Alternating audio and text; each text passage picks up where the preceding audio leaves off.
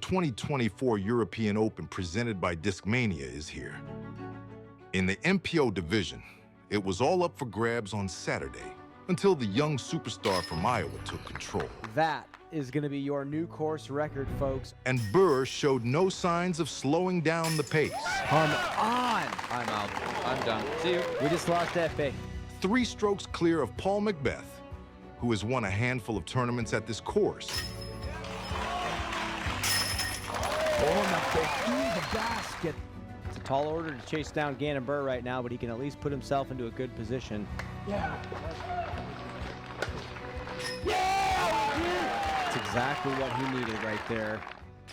Oh! He's running it in, give it to him. We are in for an exciting day as the final round begins. It's time to crown a champion at the European Open.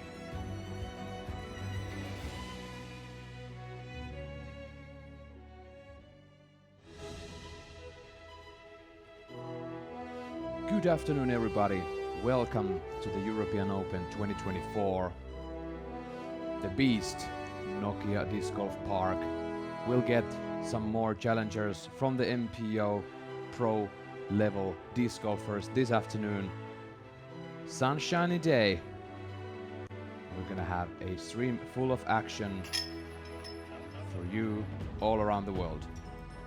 This man, Gannon Burr, took down 2 course records consecutively yesterday because they had to play 2 rounds of major level disc golf because of the weather delays on Friday. Paul Macbeth is here, Ricky Wysocki is here. They're challenging Gannon Burr, who's 3 strokes ahead, and Niklas Anttila will be rounding up the lead card. Welcome to the booth in Nokia.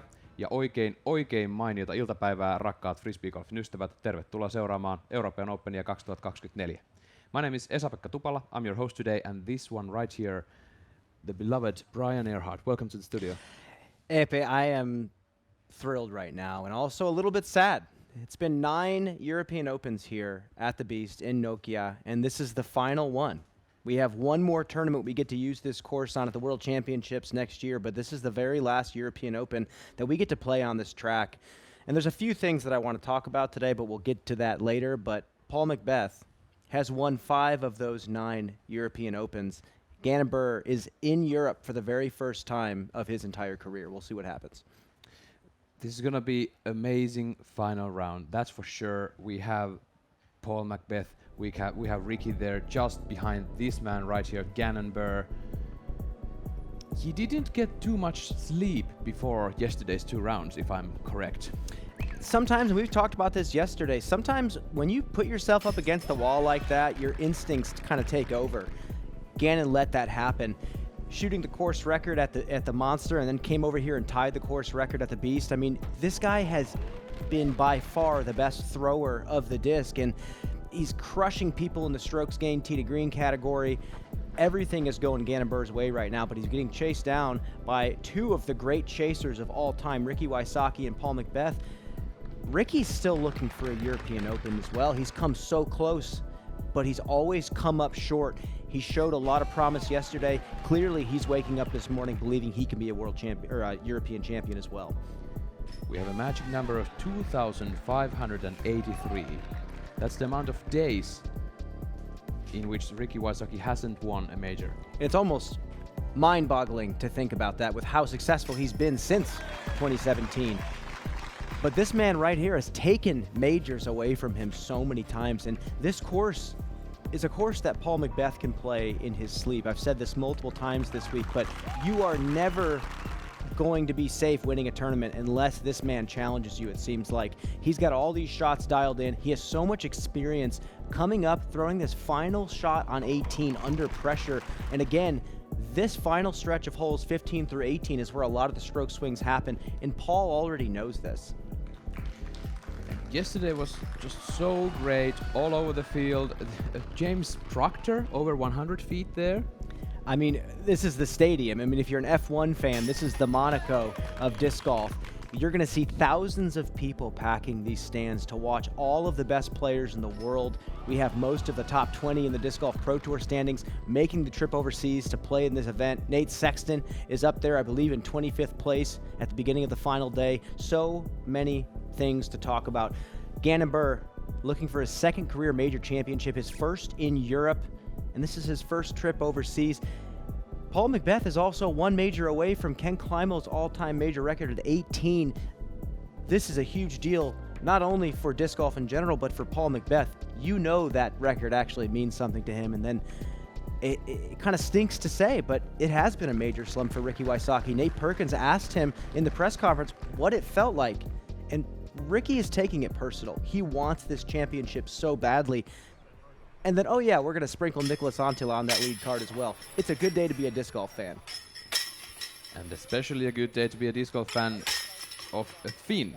And you're going to see a lot of Finns here on the course. They're going to enjoy the sunshine and major level disc golf. But we have an unbelievable statistic for you guys. Paul McBeth. I mean, there has been 3 occasions.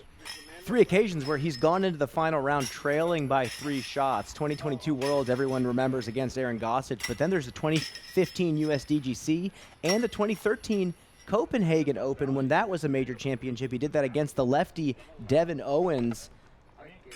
He likes being behind 3. I guess 3 is a charm here when it comes to Championship Sunday. Every single time Paul McBeth trailing 3 shots, he's winning the tournament.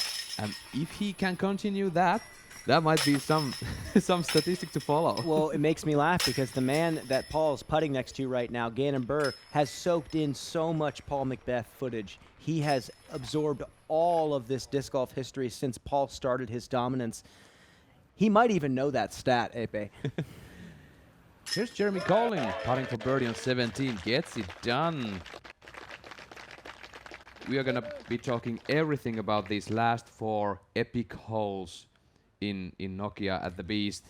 Well, Germ knows from experience how tricky this putt is going down the hill. Hitting any sort of metal and falling on angle, you're done for. Nice putt there from Germ. Thank you, Zuka, for rolling back that replay for us. Man, it's going to be such a great day here. And we'll see this man right here, Chris Dickerson, tee off after this short break on the network. Grab your snacks, grab your drinks. It's going to be a fantastic afternoon. See you soon.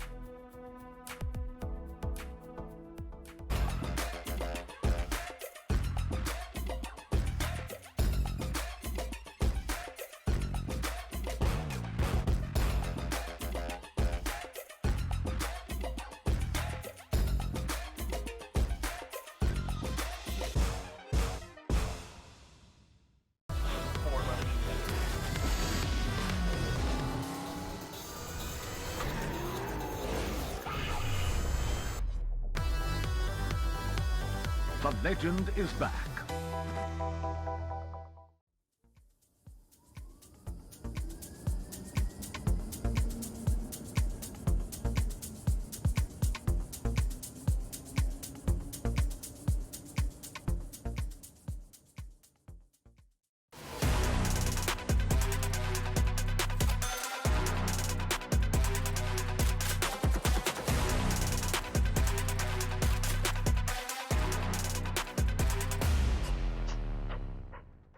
My relationship with Suga, it's just like a family. Sometimes they just surprise send me a thing I'm not even know. When I arrive home, boom, the box. Such a great product, and Zuka's always there for me whenever I need anything. After every tournament, I get a call. No matter the results, they're always there supporting me. They have so many different things that can be a solution for a disc golfer. That was really one of the main reasons why we partnered, is because I wanted the best of the best. How do they know I want that? I'm like, duh, that's how the family thinking about you.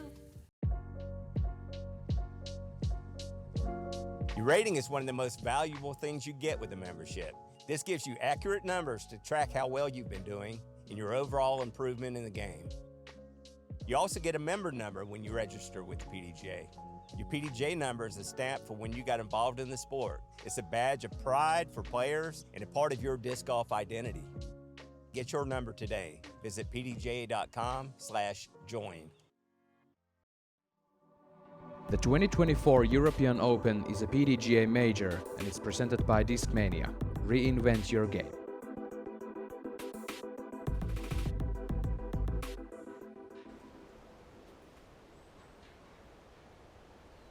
The chase card is ready to tee on Nokia, the Beast. The crowds are waiting for them to throw the first shots. We're gonna go right to the tee and see those four players get off from the tee. Enjoy these shots.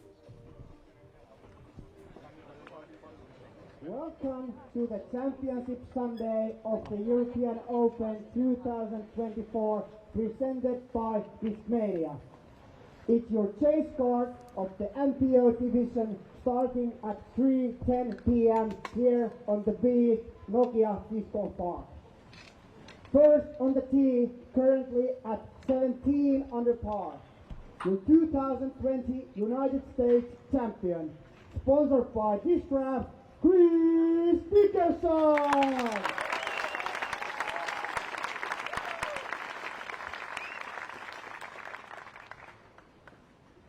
Chris lives for these moments. Big opening shot here on one.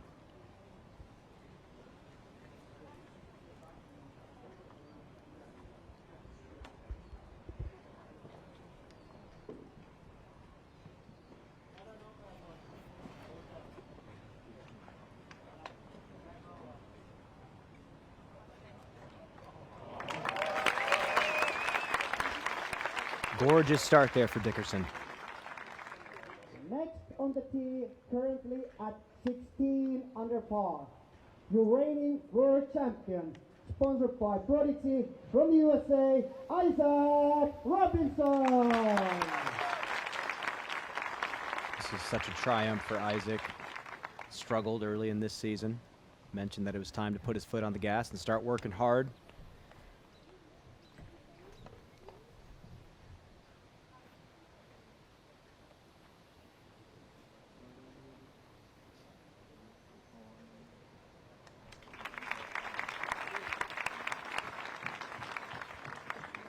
Next on the tee, currently at 13 under par, sponsored by Prodigy from Finland, Aapo Karhi. Aapo being a long-time player from Forssa, quite near Turku where se Pajo is.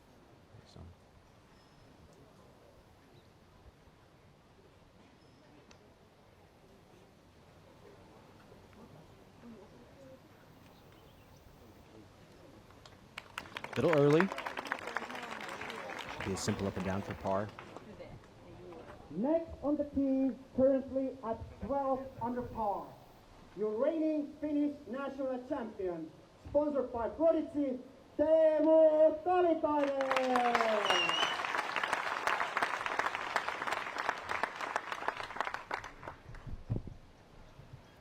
Teemu has shown off a lot of skill and a lot of clutch factor. Finnish Nationals, not an easy tournament to take down. Took it away from Niklas Anttila.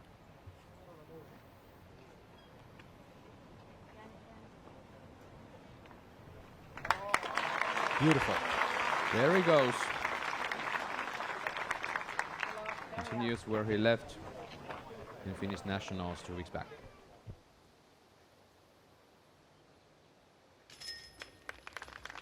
And the reigning champion from the last year, Corey Ellis, finishing out his tournament. Wasn't able to make it on the top this time. It's been kind of an up and down year, but we go back to a really special weekend for Corey Ellis. This shot on hole number 16 after watching Anthony Barella struggle. Sees his opportunity, takes it, and then throws one of the prettiest looking lines on hole number 17. The aggressive shot. This is a mid-range. He's pumping full of adrenaline. Grabs the birdie on 17 and then taps in. The biggest win of his career so far. What a story. And nobody's gonna take that away from him. Absolutely not. That's gonna stay in the books forever. Absolutely not. He earned every bit of that victory, and I hope to see him up there again soon.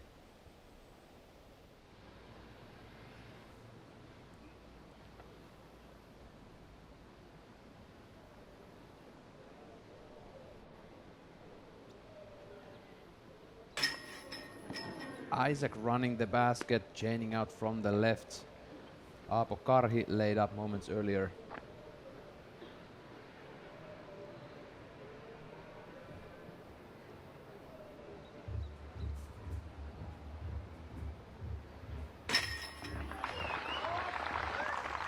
There goes Teemu. Catches the birdie.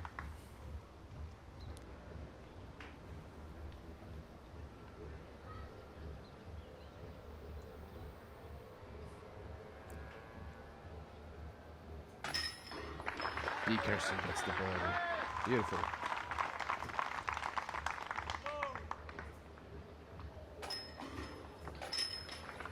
Some tap-ins for the chase card. We're gonna go straight to 16 with Calvin Heimberg, also out of the lead. This event shot 2 under 1,000 rated rounds consecutively here at the European Open. His second shot on the island hole. He's currently at 9 down.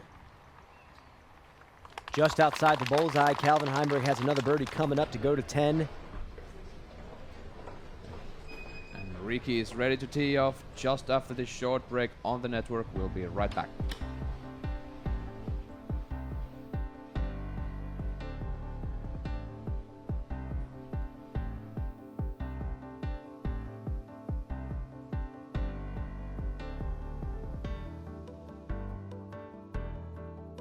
If you want to know what a disc is going to feel like before you get it, you have to check out OTB disc. The first thing I'm looking for when I grab a new disc is the feel of the disc. It's got to be confidence instilled. Virtually in your hand tells you what the disc is going to feel like, how heavy it's going to be.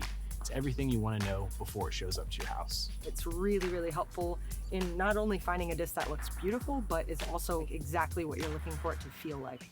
Of course, when you're dealing with OTB, you're going to get only the best.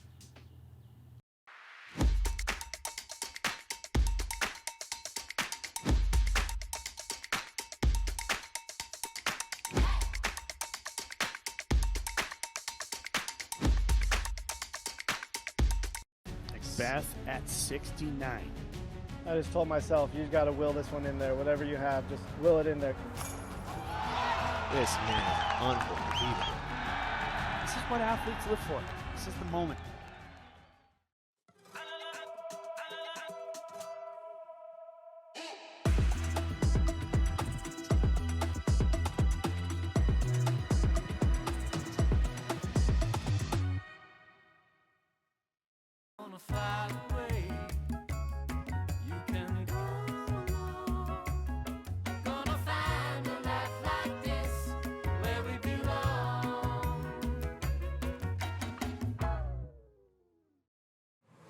We are here.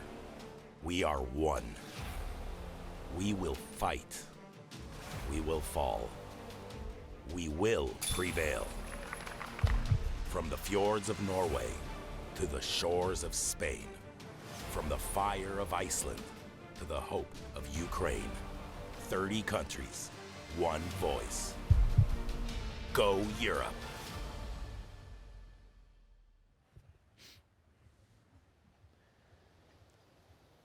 Tee number 2 with our chase card. Chris Dickerson. Look at these crowds, Brian. They're lining up the fairway.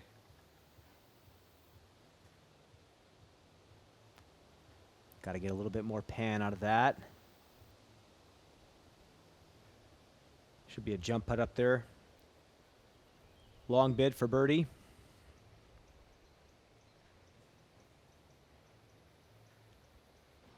If you have the forehand hyzer, it's the easiest play, but the backhand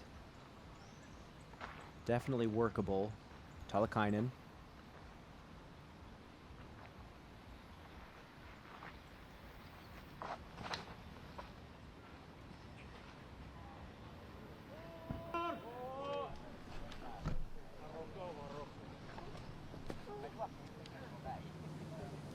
Didn't get the angle right.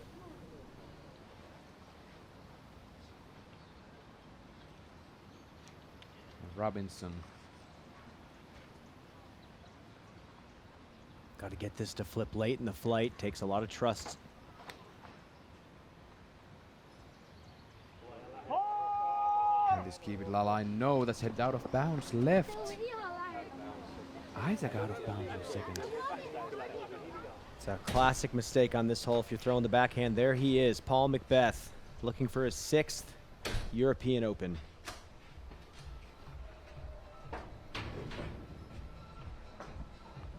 And this guy knows how to come back on this course.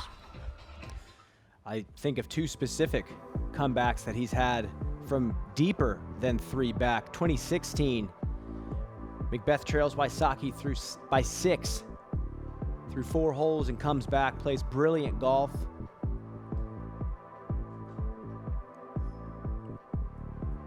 And this is back when he threw a lot harder, was a lot more of a power player than he is now. Now uses the experience to his advantage. He was so aggressive that year.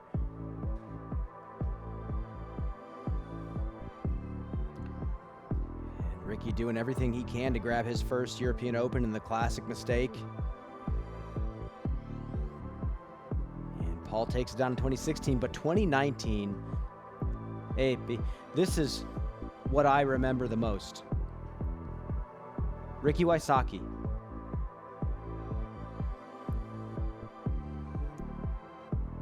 Paul is trailing him by 5 strokes. He's trailing Eagle McMahon by 4 strokes going into the final day of competition. Ricky lays down one of the most iconic rollers to recent memory on hole number 4 to try to battle back, but Paul, again, unbelievable stuff from Paul McBeth, and you do not want to be trailing unless you're this man.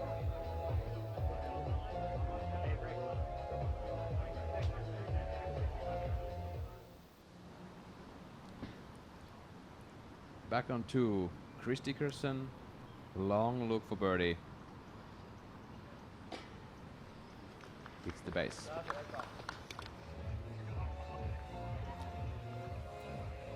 Gannon Burr is trying to take down the European Open in just about 6 minutes.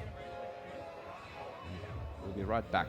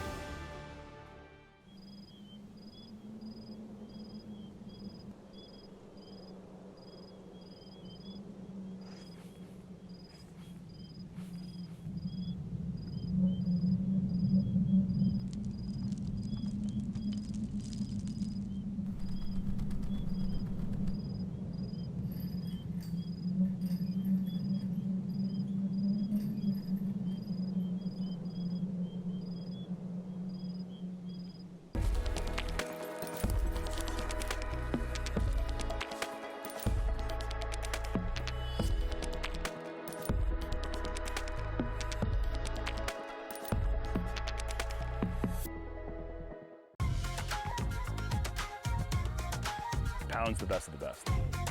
It's the quality, the craftsmanship, the vision for what a bag could be. I don't think anyone's disputing that it's the best made bag.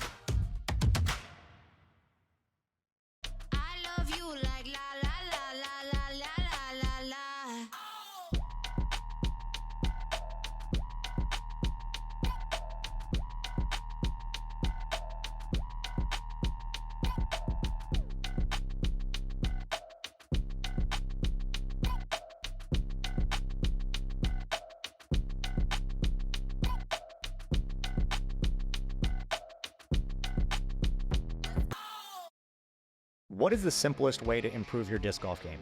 The answer, learn from the very best. Paul Ulibarri, Simon Lizotte, Ezra Aderhold, and Holland Hanley. They're not just players, they are your elite coaches guiding you every step of the way. The Power Disc Golf Academy is the premier online disc golf academy with over 150 on-demand lessons that are specifically designed to improve your skills right now.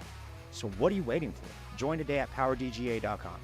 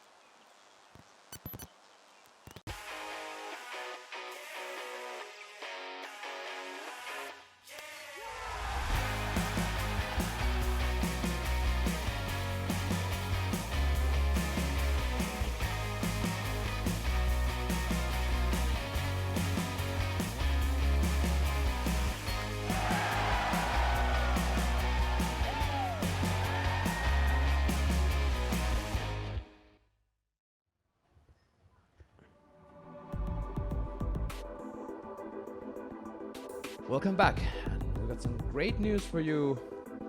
Of course, you are watching a Disc Golf Network Pro subscription, and the yearly base price just came down. It's going to be $199.99 per year.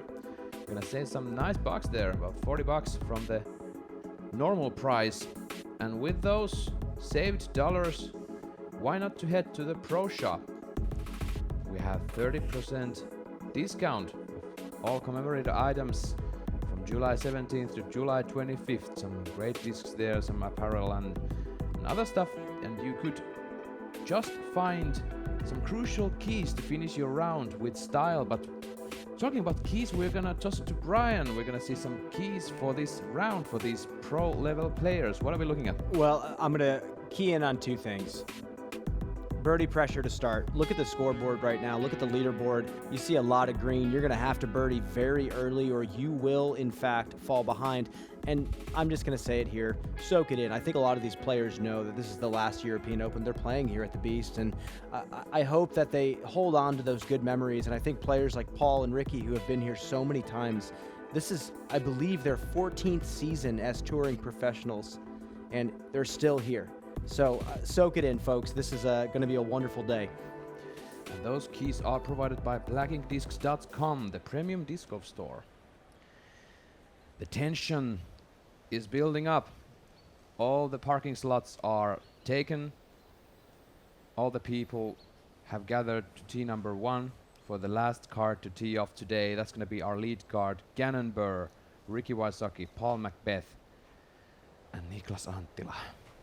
We're gonna go to the tee and see them tee off. Let's go.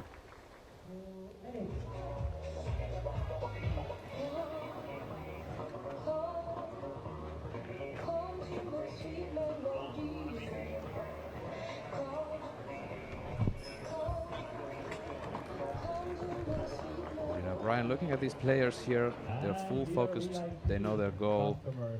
What do you think about this bunch, these 4 players in the lead card at this sunny afternoon? I don't think you could pick a better lead card. This is a beautiful day to be a disc golf fan. You visited this place, I believe 2019, you played the event. How did you feel on tee number 1 when the announcer tells your name and the crowds cheer? I felt like a professional. No matter how far back I was on the leaderboard, I felt like a professional player because Finland welcomes the U.S. players so warmly when they come over here.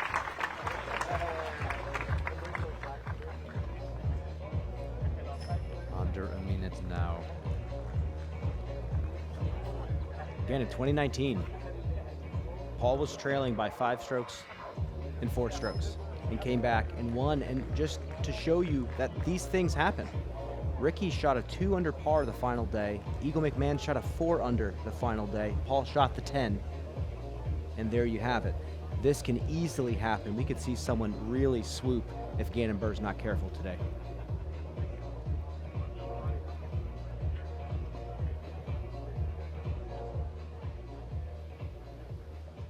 expected to be thousands of people here Welcome soaking to the in a beautiful day in Nokia. Sunday of the European Open 2024, presented by Discmania. It is time to start the lead card of MPO Division 3:30 p.m. here on the Beast Nokia Disc Golf Park. First on the tee, your leader of the tournament at 24 under par. 2022 United States champion, sponsored by Discmania, Gannon The world number 1, 1051 rated Gannon Buhr stepping up to T1 to take down his first European Open Championship.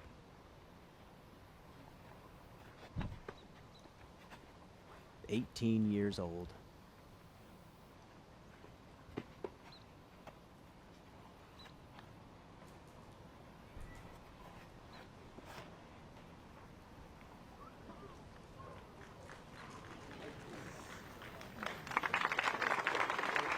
Hold it right.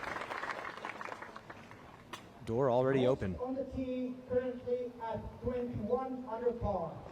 Your 6-time world champion and 5-time European Open champion. Sponsored by Discraft from USA, Paul McMahon! Epe, out of all the major starts Paul Macbeth has had, he has won exactly 1/3 of them.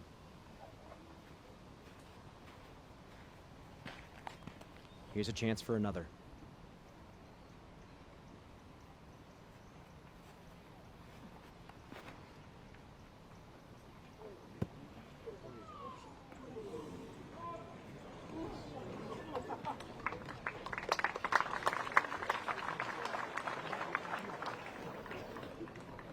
Next on the tee, currently at 20 under par.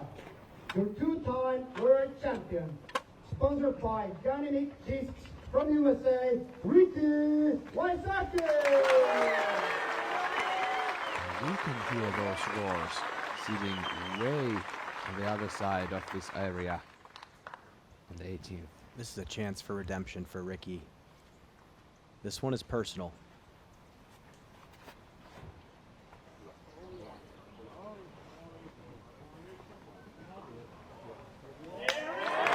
Exactly. Richard Wysocki in the circle. Next on the tee, Let's see if we can hear these roars. 17 under par. Your 3-time Finnish national champion. Sponsored by Discmania, Niklas Anttila! I am feeling the ground beneath my feet rumble, Epe. Oh my goodness. Goosebumps all through my body. I just felt that cheer. The hero from Finland, this is his chance.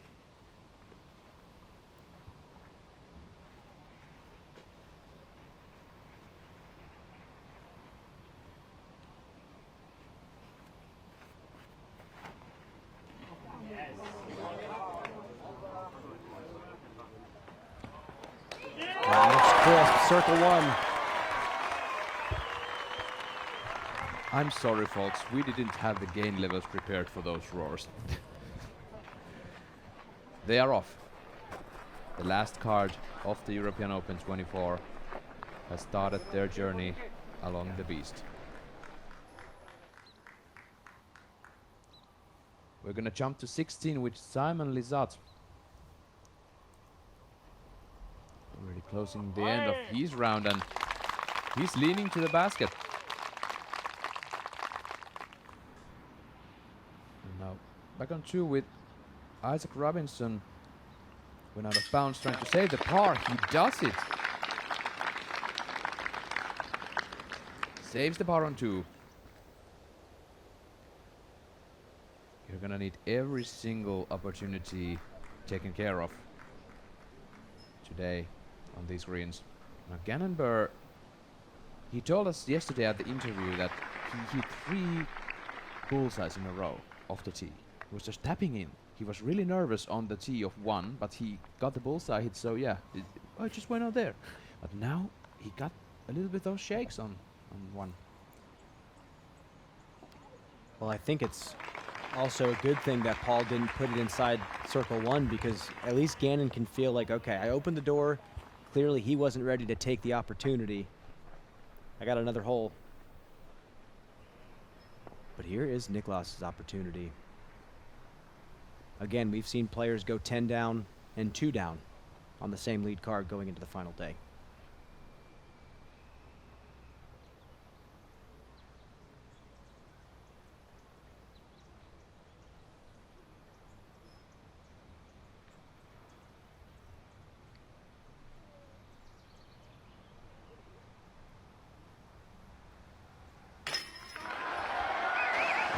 Niklas Anttila takes the birdie in one. Yeah, he needs to go full Kuopio mode this round if he wants to take this down. Well, he missed 4 circle one putts yesterday, and I know that he went home and sat on the practice basket, because this is a huge day for him and the entire country of Finland. Ricky Wysocki taps in a birdie as well. Already some movement on lead card. That's what we want to see here.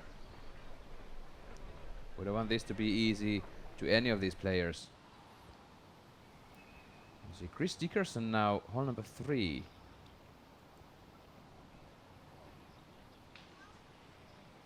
It's his 3rd shot and he's putting for birdie. Par 5, iconic 263 meters. With a separation on the fairways in between them. We're going to see some current conditions provided to you by Canna. I couldn't ask for better disc golf weather right now. 70 degrees Fahrenheit. Humidity is down from previous days. Just 7 miles an hour of wind. Really feels calm out here. Perfect day for scoring. I can't see any rain clouds at this moment. There was a slight chance for rain, but it seems to be passing down. We're going to throw it down to the ground. Nate Perkins, talk to us about the conditions from your perspective, but also about the gallery that's following this lead card. Talk to us about the chaos out there. How's it feeling? Yeah, you could see the gallery on one, but you'll really be able to get a sense of how many people are here when you see them lining the OB line of hole 2 right now. And it feels like Federer versus Nadal on the center court of Wimbledon. And the players and fans really endured tough conditions on Thursday and Friday, and they are treated with near perfect conditions here today. Bluebird skies, mid-70s, no wind, no humidity. This course is going to get torn apart today. I think we're going to see a new course record. I welcome that, Nate. 12 down is the current record, and many players have achieved that years prior. So. Seems to be shot pretty much every year, but nobody can get through 16, 17, 18 and close out to shoot that new course record. But I agree with Nate. Today certainly has the conditions to do so. I can tell you, Brian, I've been there, been between holes 2 and 3 with my Zuka card with a cooler in it, some cool soda there, and just enjoying the summer day. And these people are having a nice time. Ricky Wysocki, tee of 2, par 3, 380 feet, 116 meters.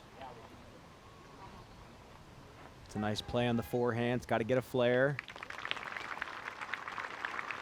Not a huge skip. He's going to be pin high.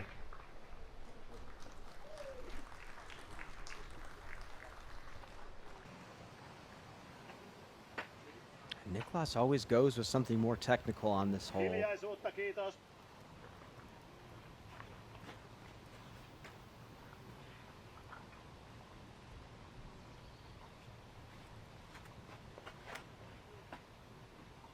And he is going with the roller. These people need to step out of the way. It's back in bounds. Right around where Ricky is. He's just outside circle 1, putting for birdie.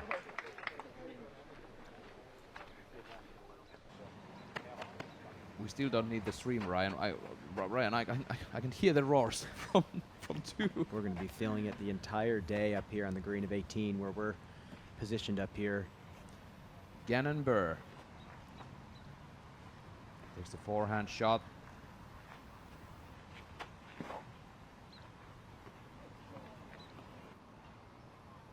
Skip forward. He gets it. 5 meters away.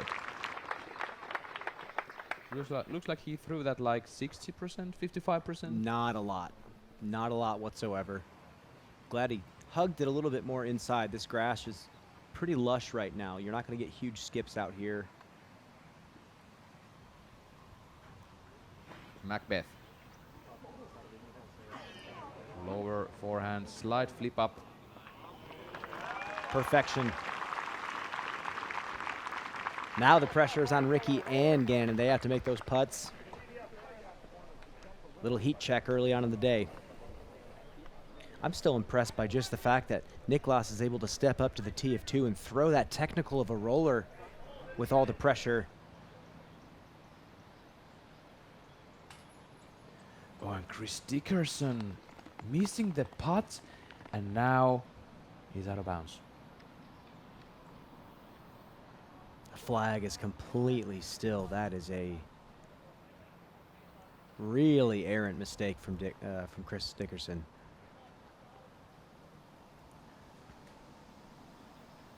Those last second thoughts that you have to clear out maybe have gotten into Chris Dickerson's. I can't even remember the last time I've seen him do that. Now for bogey.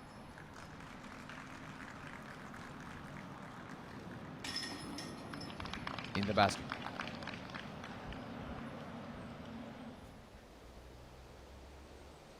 He's back to even par. Look at the gallery. This is only a fraction of what we're going to be seeing when the players step up to the tee of 16.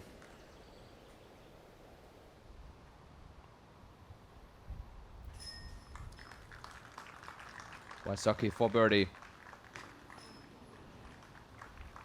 And Ricky gets a similar mistake to yesterday's. He made, I believe, 4 to 5 of those putts correct on the line, but too low. And he shot a 10 under par.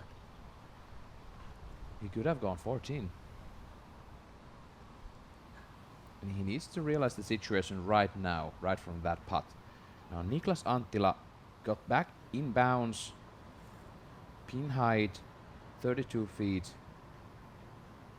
And he's too low. Same mistake for Niklas.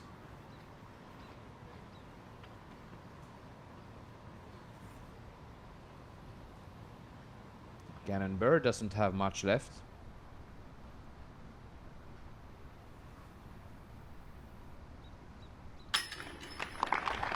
And that was kind of low for Gannon. That was an extremely shaky putt from 20, 25 feet in the basket. No strokes gained. You know, Brian, it's kind of ridiculous how we have gotten used to Gannon Bird just jamming the putter into the chains, almost like hoping the chains will just stop the movement. But that putt right there, it was kind of different. Yeah, I think at some point the spit outs he's had this season have to get in his head, maybe under pressure. It might not be the case right now, but you'd hate to see it happen and see what happens to his mental state after that. This one was definitely shaky. Nose was way down, but it's in. I think the moment he hits something solid, he'll be back in the flow state.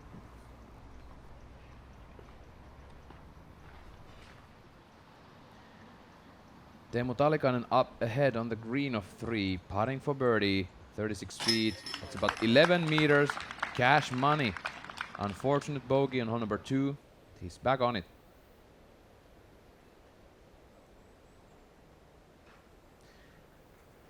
And Talikainen, first Finnish Nationals title winner in just a couple of weeks back. Took it down from Niklas Anttila. They had a playoff. And it took 2 holes for Talikainen to almost park a really difficult hole, while Anttila struggling big time. Now Gannon Bird, tee of 3.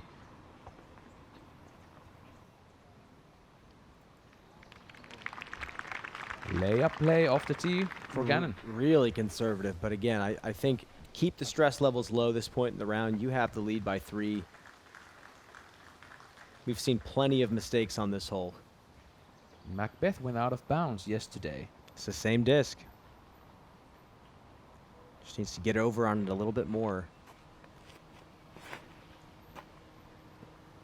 And this is lower, Brian. This could be it, but it's still heading to the left. Oh, we will just have to see. We're getting the red flag from the spotter. It looks out from our perspective as well. That's the line. Same exact mistake. Wow. Ricky in the air. Wants to turn over. He gets the turn. Does he get the... My goodness. That is fine for Ricky. A bit tucked by that tree on the right side.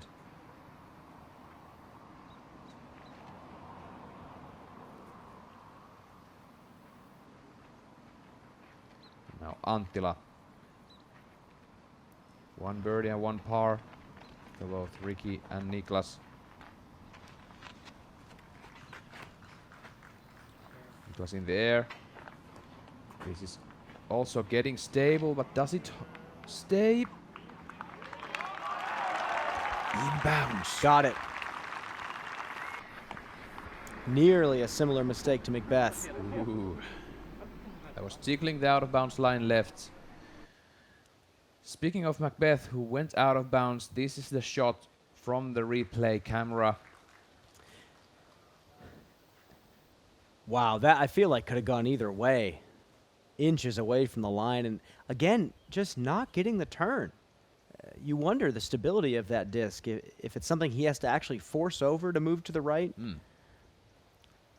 Second mistake in a row on that hole. Saved the par yesterday. We're gonna go see Isaac Robinson. Tee of 4.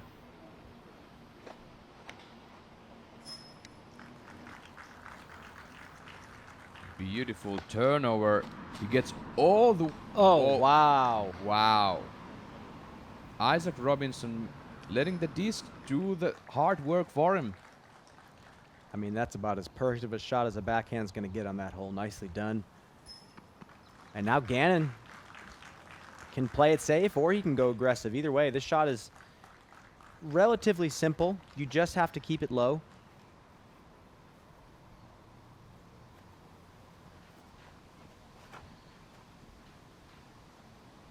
He's going for it. Perfect amount of flip. This is so nice. Yep. Should be a simple birdie look. Going back to hole number 4. The first hole at the woods that is only accessible for the VIP spectators at this event. Demon's going with the hyzer flip to turn. Is he about to...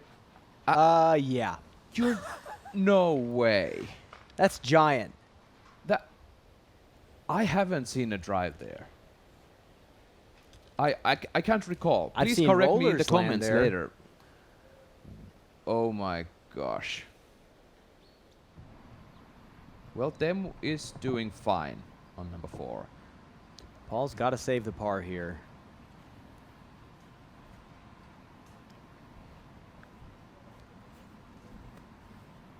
Could he get into position to be putting for birdie? We'll see if he still has that kind of speed. Oh, that's high, headed left.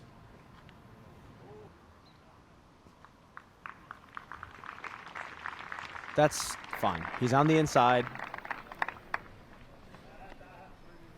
Should have a forehand or a backhand up to the basket. Relatively simple. Hugging that cage on the left side for the sports courts. Anttila. Huge benefits being inbounds off the tee. This is a nice position.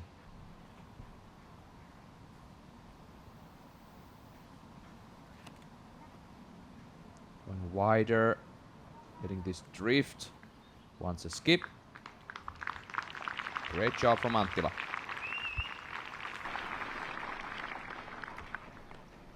Severi Saviniemi carrying the bag for Anttila for this whole tournament.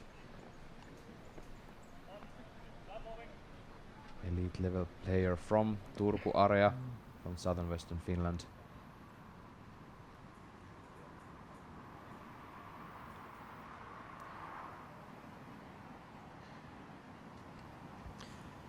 Nate, Ricky seems a little bit pinched off. What is he looking like right now? Well, the tree's kind of in his backswing, but really the root was the big problem on the footing, and he is attacking here. He's getting the skip, and that up into the circle, looking to make up after the missed putt on hole 2, putting for eagle. That is absolutely humongous for Ricky Wysocki. I love the choice to go for the eagle here. Ricky has his sights set on one thing and one thing only. Look at this distance he's able to get on the low ceiling. You have to push it way more forward than you think. That's huge. He's liking that for a reason. And Ricky likes to sprint. He loves being in these situations where he has to rattle off multiple birdies in a row.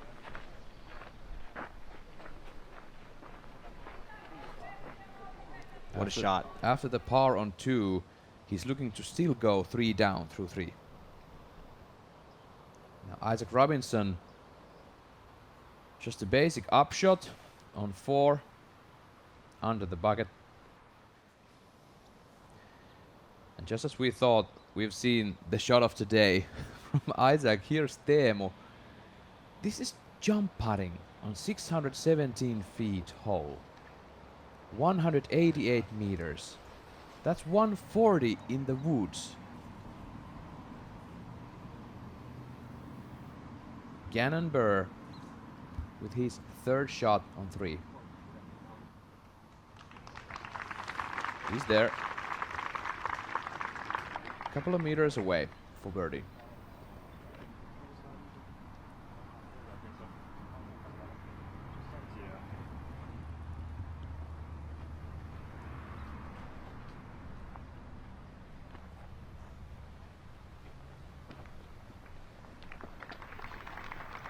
Stepping up to Paul Macbeth's lie.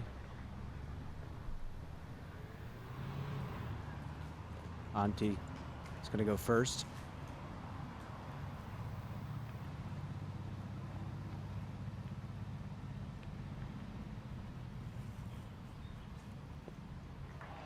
Even if it was a tight situation, I kind of love that this hole is number 3 and not numbers 15 or 16, because there's basically no way to run this safely. Not really, yeah, with the sloped green, the OB behind it, especially if the wind picks up. This is a tough one to even hit a bullseye putt from sometimes. But now Ricky for eagle. 26 feet, 8.5 meters. Got it. He's got it, folks. Ricky Wysocki in for the eagle on 3. 2 magnificent shots and capitalizing the moment.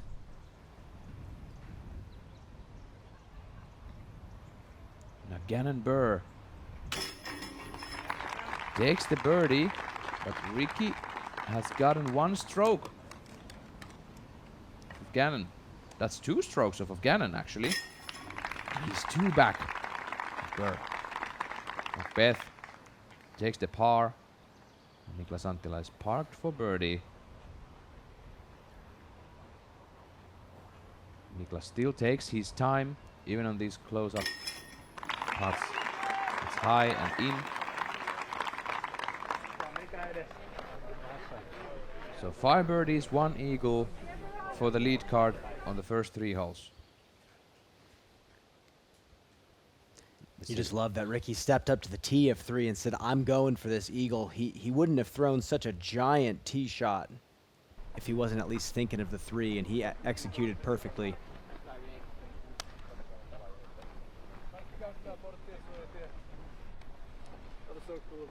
We're gonna go tee of 5 with Chris Dickerson. He knows how to manipulate these lines to perfection. Can he execute here? He's holding, holding, holding. Needs to hold. Bullseye.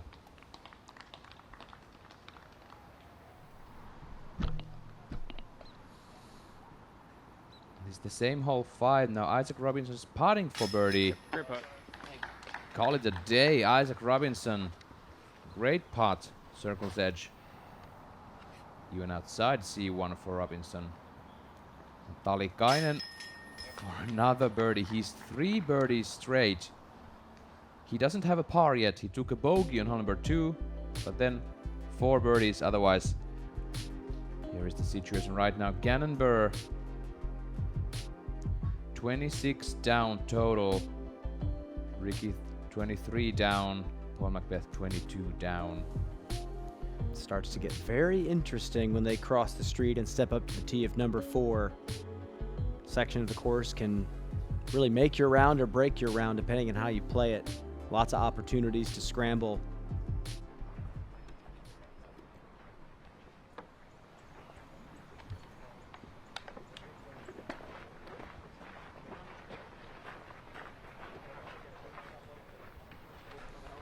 And in classic fashion, Ricky is first to the tee, always sprinting ahead of the group. Shows a real sense of urgency. He's ready to go.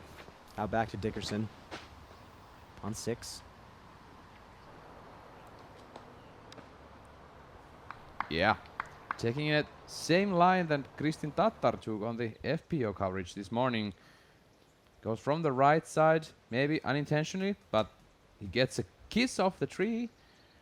I've seen a lot of discs actually go off in that direction and miss that middle gap. Give the player a decent look.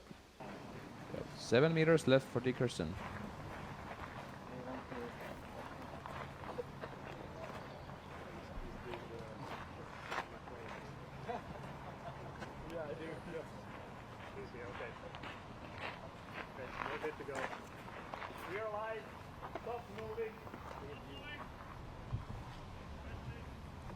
Ricky ready to tee off on 4. 188 meters, 617 feet. Ricky going left side. That's going to be caught up on the left. Could manufacture some sort of panning forehand if he has a lane. Gannon Burr second on the tee.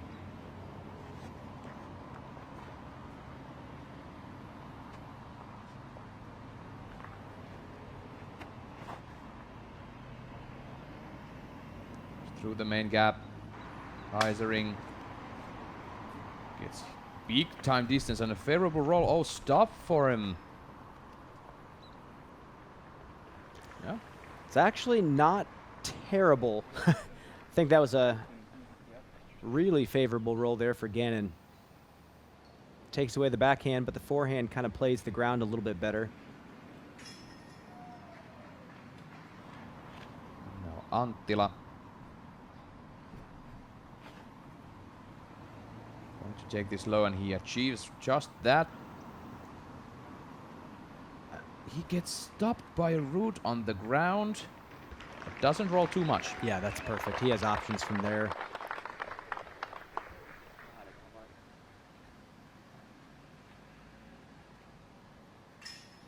There's not really any underbrush on this hole, so even if you're the left, you're the right of the fairway, you have an opportunity to get up and down for birdie still. Macbeth. Similar line to Niklas's. And he stops right there on the upslope.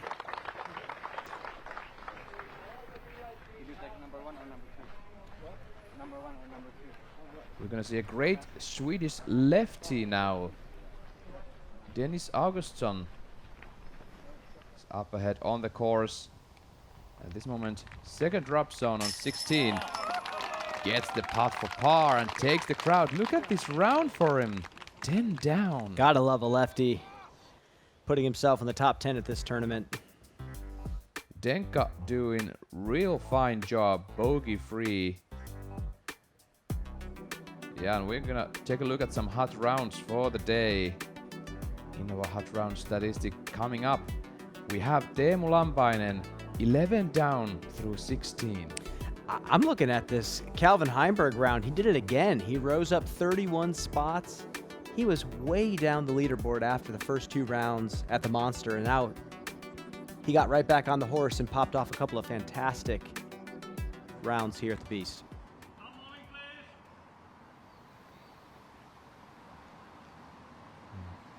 Ricky. Slower disc on his hand.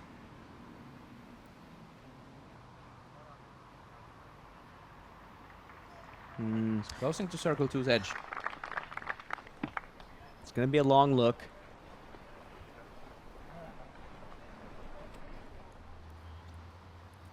Back to 6 with Dickerson.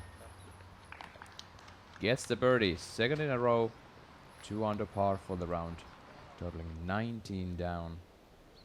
Tied with Niklas Anttila on the 4th place.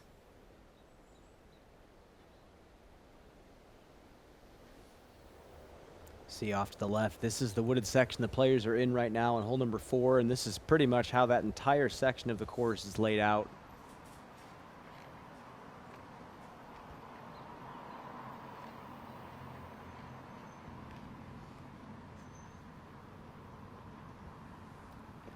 Curious to see if he chooses the flex or if he tries to shape something through that left gap.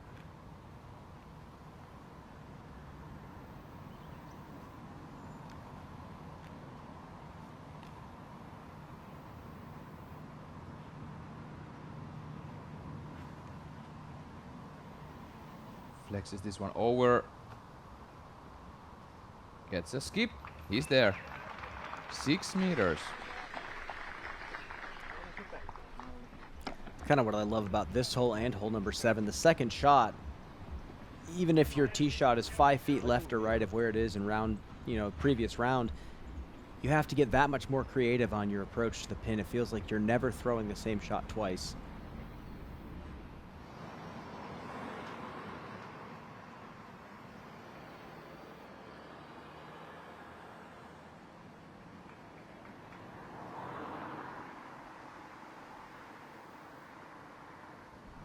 Macbeth.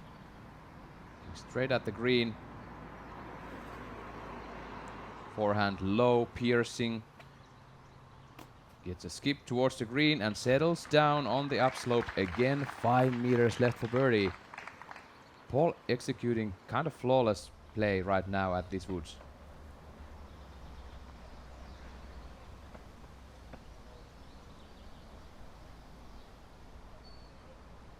Gannon's got a little low ceiling to deal with.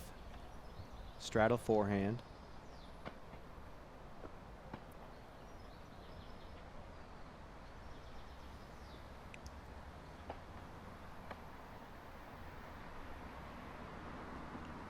Seen some pretty nasty rollaways on this green. He's got to be careful about the ground play.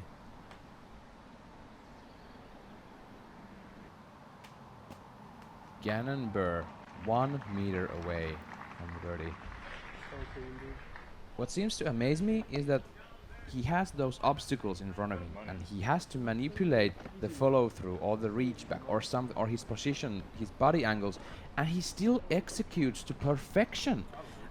To me, that's what separates a great player like Gannon Burr or Paul Macbeth from any of the other really talented pro players out there, is the body control when things are not going your way. When you have an adverse lie, being able to do things like that and keep the control. Ricky will lose another stroke. Back to Gannon Burr.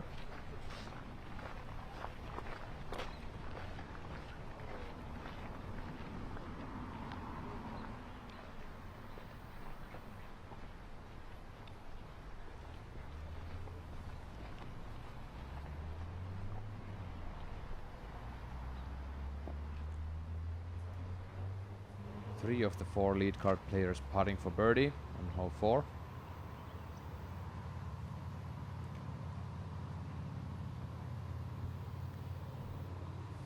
Niklas for birdie.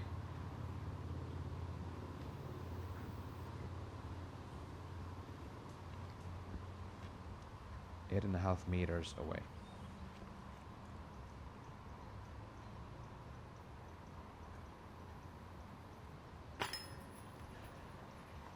Another too low of a putt for Niklas. Kind of the same distance than on hole 2. It's weird to even say that circle 1 putting's been a problem for Niklas with how consistent he's been. But if he's made 5 or 6 of the putts that he's missed this weekend, he's right there in the mix. Macbeth for birdie. Not missing that one. And I mean, look at the flag. Like in this part of the woods, it's almost like you're putting inside. Yeah. Can't really chalk it up to a misread on the wind. Couple of tap-ins left.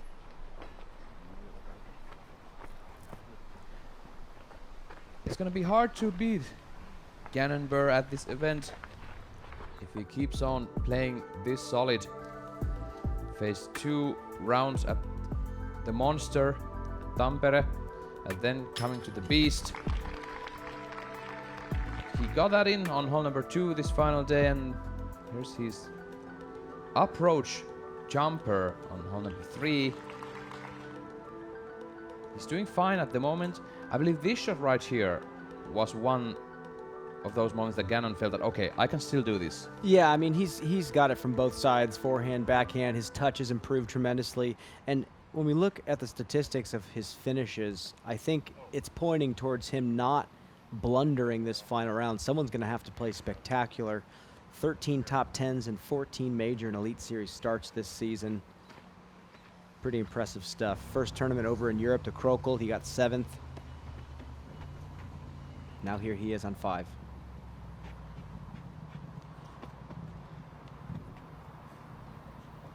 Choosing to go with the sidearm of the tee.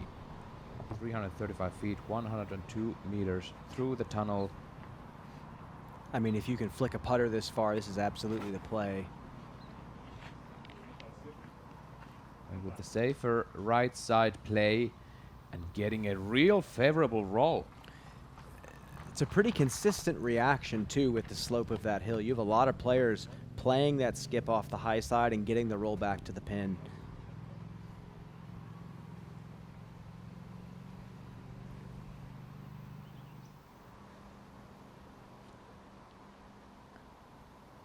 Macbeth on the tee.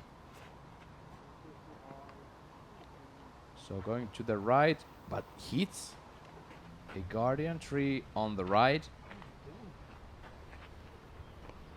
Circle 2's edge at best might be further away.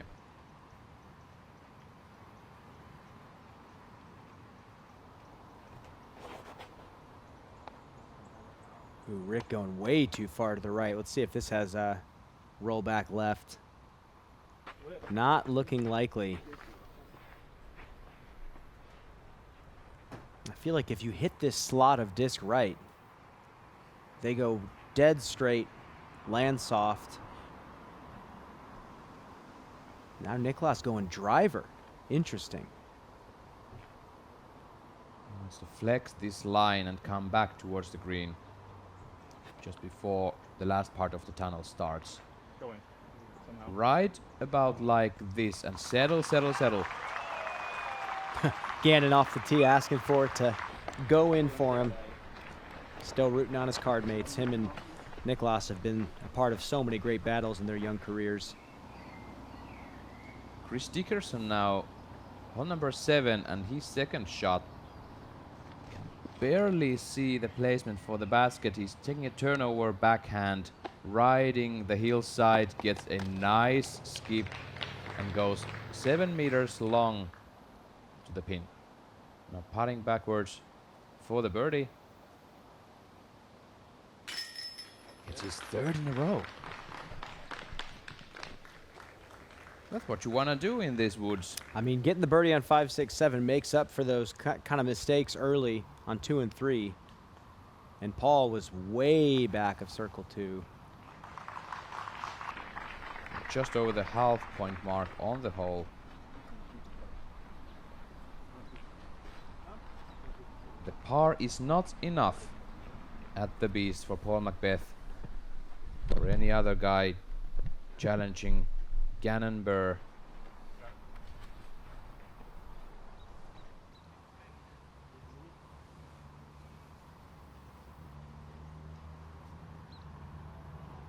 Interested to see what Ricky has here. I think he stayed on the high side of the hill. He's got nothing, and he knew it.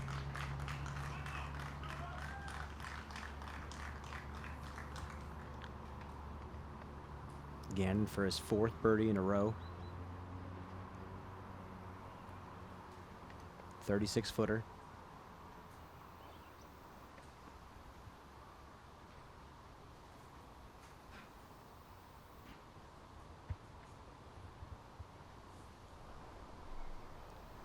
For the birdie.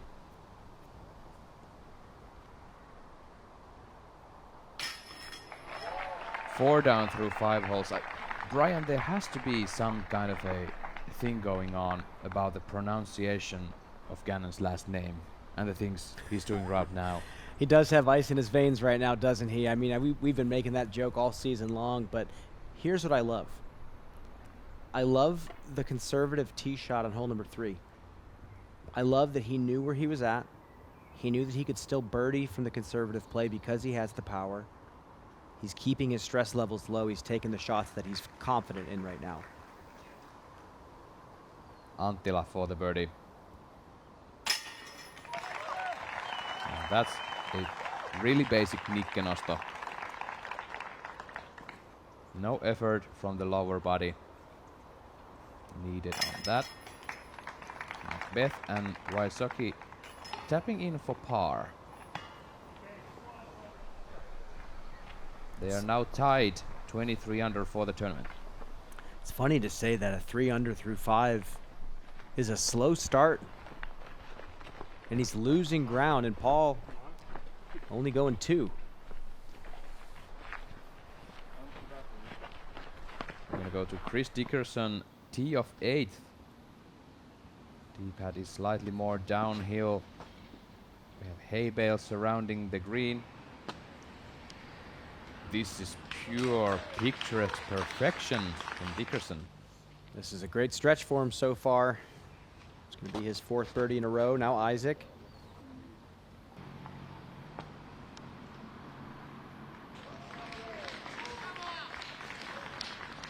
Yeah, that's a hole you just have to get coming off of these woods. I feel like players are thinking this is a par 2 for us. We have to get the 2 and move on to the next one, or we're probably going to lose strokes. I'm going to throw it down real quick to Nate Perkins. Nate, Gannon 4 down through 5. You look sharp right now. What are you seeing? Yeah, I'm seeing the Iceman right here. I don't think these gaps are really going to slow him down.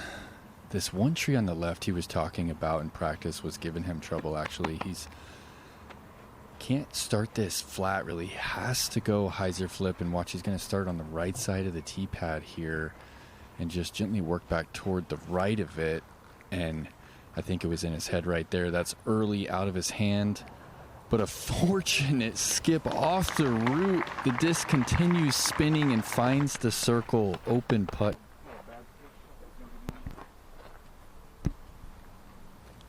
It's funny, it's one of those misses where you throw it too low, but because you throw it too low, the nose gets popped down more and turns just like your original line. He's putting for another Nicholas bird. feels real comfortable with this hyzer flip right here. He tugged on it just a little bit, but it's flipping up, and that is just perfection with the 7-speed.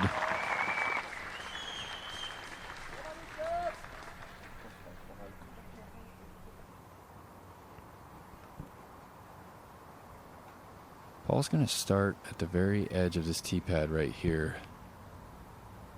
Up on the toes.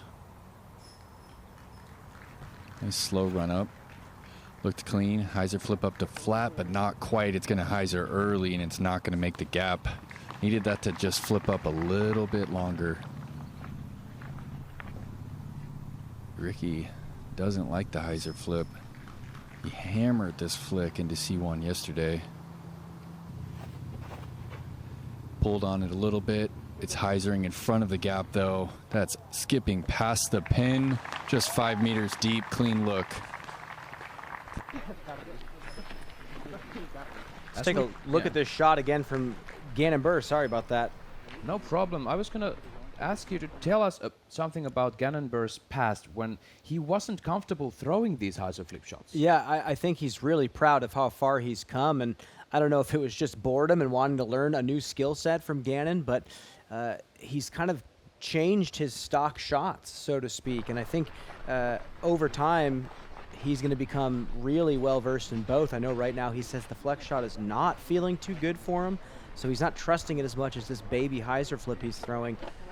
I'm scared though, Epe, because at some point he's going to get back to that original flex play style, and no course is going to be able to beat him. Well, me at this point, I'm numb about everything that Gannon Burr is able to achieve on the course. It's funny, he's playing with Ricky, who was that flex player for so long, who's just now incorporating a little hyzer flip, and then Paul Macbeth, who has always played the highest IQ hyzer flip angles, and he's kind of leaned into that style for his career, but Gannon is kind of the best of both worlds now.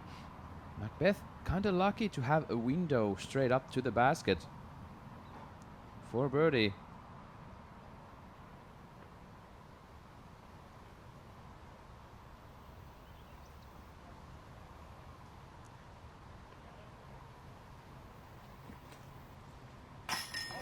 Hits the chains and cashes the birdie. Paul Macbeth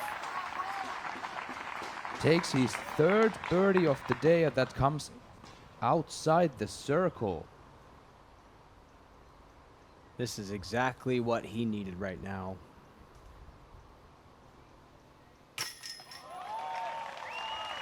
That's 14 meters uphill. Now Gannon wants to answer that.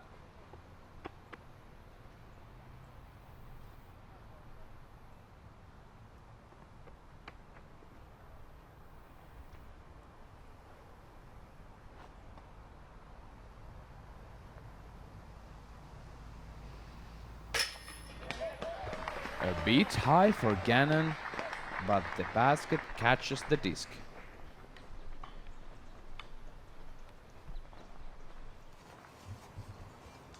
Now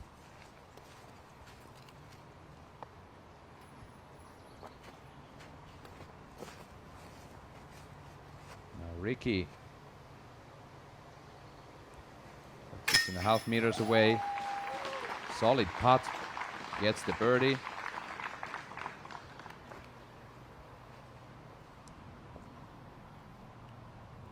Niklas left to make this a star frame on hole number 6.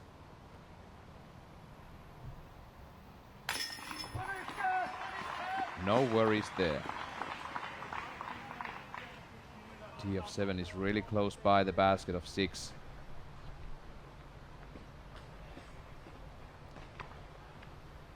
We're going to take a quick look at Chris Dickerson. He's now tee on 9.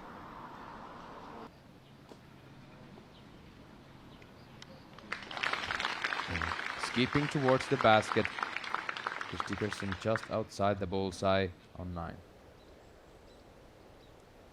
We have 2 more holes to go on this woodsy stretch at the front 9 of the Beast.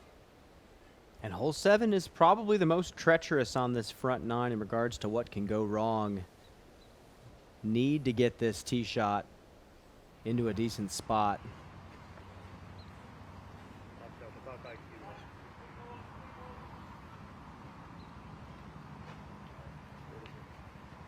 .192 meters. This one number 7, 630 feet. We're gonna have a flyover there on the left side of the screen. So you see it's going uphill, it's sloping down to the right. You gotta hit this opening tee shot with power. And push it left ideally, the gaps are a little bit more open, but no matter where you land in this fairway, you're gonna have to get creative to access this pin, which is on the edge of the slope down to the water. Gannon Burr.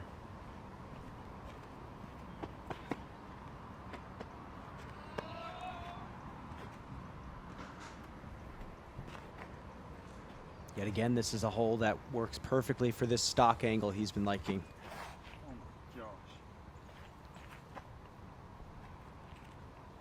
Resets. Gannon's in the air. Another hyzer flip to straight. Subtle drift to the left. Gets a grand skip.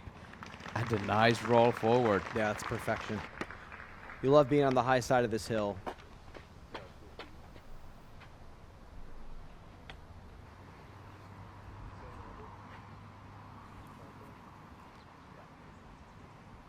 Anttila has one of his more stable distance drivers in the hand. Also wants to drift towards that left side late part of the flight. In the air.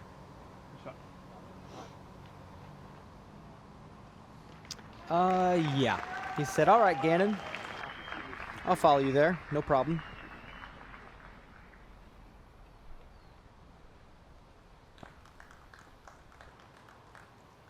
I don't have a disc colored yellow and red, but that's all right. I can make it there with the other ones. Macbeth on the tee. Taking this too wide. Is that a slip? Slipped again. Hits a branch and drops down. It's been a real problem for him this weekend, and you're not seeing too many other players deal with it. Take a look at this again. Yeah. Yeah, you don't get to send any energy into the disc. The plant's not really there. It also makes you kind of fall back on the shot so it's higher than you want. Instant frustration from Paul.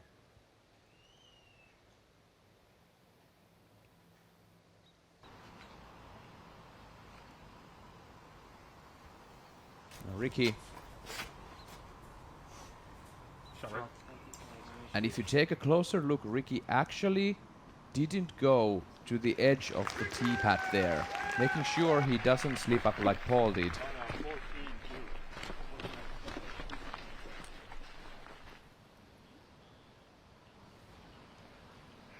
Isaac Robinson for birdie on 9.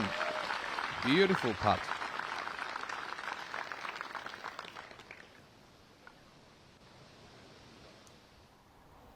And now we're going to see Thomas Gilbert. Thomas is looking for his first major top 10. He's been out here a long time.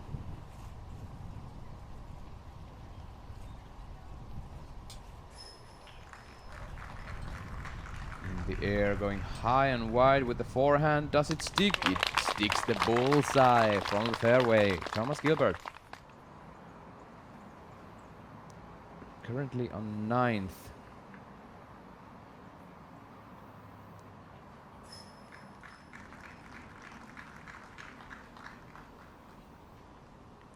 Macbeth has to go standstill. Yeah, he's still pretty far back in the fairway. He's going to have to play a skip, too, because you can't just land this in circle 1 and expect it to kind of lay flat. It steeps pretty heavily down towards the water.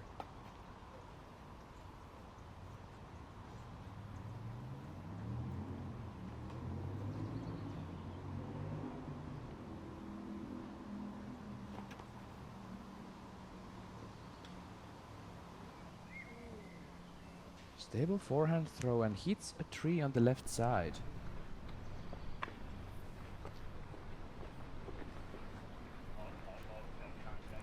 Paul Macbeth and the others, they knew for certain what has to be waiting for them in order to catch Gannon, Burr, and Macbeth just saw Burr take those 2 birdies from holes that he got a par from, and now Burr is up ahead again. Yeah, Gannon's just continued to take strokes on Paul. He's gotten 2 from him this round. I know Paul yesterday said he's going to have to catch Gannon by hole 10. That was his prediction yesterday, but right now it's looking like Gannon's going to have to make some mistakes and Paul's going to have to play flawless.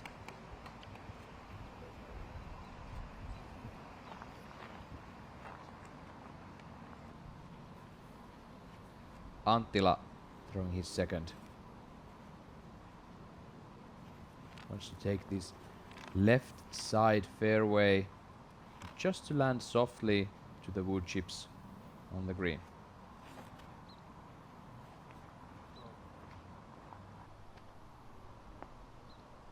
bit short, but looking at the basket.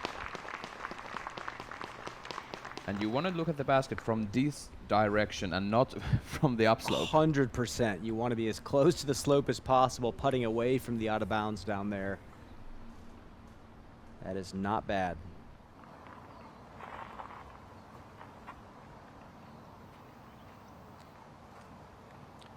Nate, let's throw it down to the fairway. We got some tricky shots coming up to this green. It kind of feels tricky no matter where you are in this fairway.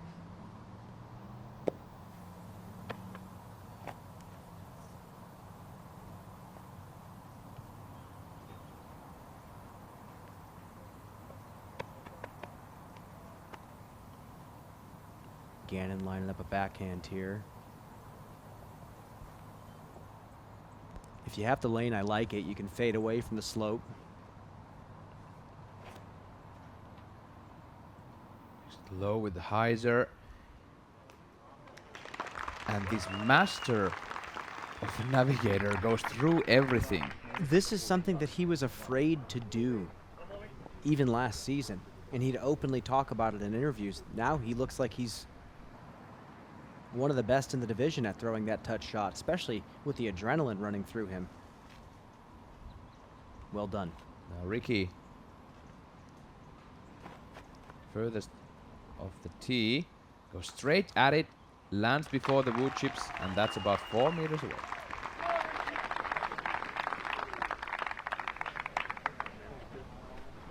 So just like you said, Brian, Gannon needs to make mistakes in order to these other players get close to him, but he's not making mistakes at the moment. He's looking to go 6 down through last 6 holes.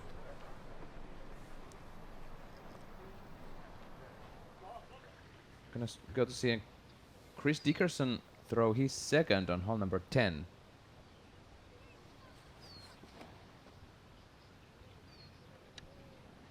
Needs to travel. Misses the lamp post and he's 4 meters away. Looking to go 6 down through 6 for him too. Now this is Macbeth. He's third, wants the par now, nothing else. About 2 meters left.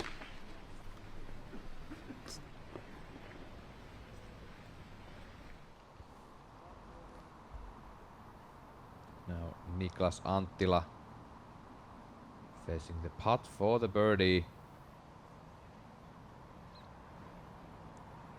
Now this is deep circle 2, almost outside the circle 2. In the air. Hits the band. Dead center. Dead center, Brian. Stroke looked good.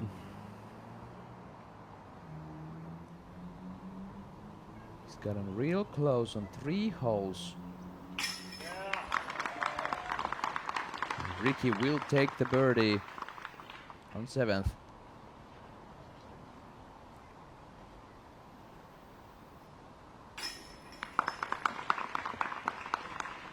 We have to spare a thought for Niklas Anttila has been putting for birdie on every single hole, and he's missed the chains on 3 of them, and that's why he has 3 pars. Isaac Robinson throwing 2 on 10.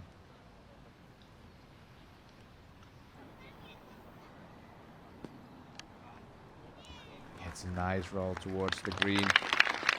It's about 6 meters away. We're gonna take a look at the scores at this moment. We have some rising up action. Lauri Lehtinen, Thomas Gilbert. Sorry about that. 6 through 7, 5 through 7, 5 through 9, 7 through 11. I mean, look, these guys are scorching this course. Thomas Gilbert, like you said, 10 down through 17. And also, you gotta love Lauri Lehtinen coming back. I know he had talked earlier in the season about having some struggles with his mental game and took a little bit of time off disc golf and came back overseas to Europe. Here he is in the top 10. Now Gannon Burr. The guys chasing him are starting to run out of holes. They're going to have to start playing pretty perfect right now, especially at the way he looks like he's playing.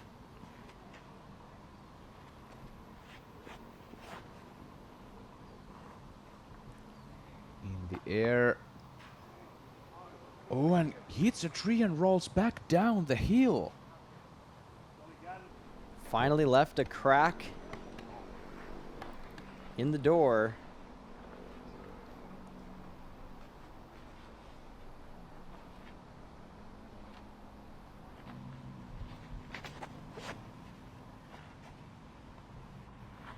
Ricky on the tee, and he sneaks in of that opening that Gannon left behind. He's finally going to inch closer, potentially closing the gap to 4.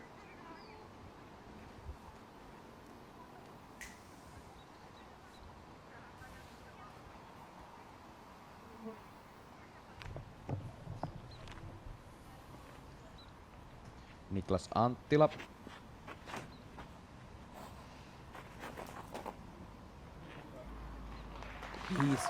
He's on the green. Bullseye's edge for Anttila. Over 70% of the field took a birdie on this today. 2.36 average, I believe, with these players coming into the hole. Got to get the birdie here. Macbeth sweeping hyzer, landing just behind the trees, but that's fine.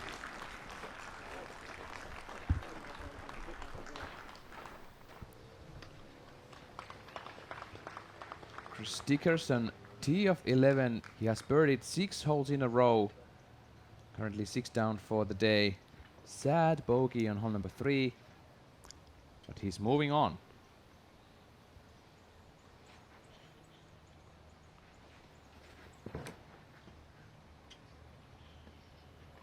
High and wide.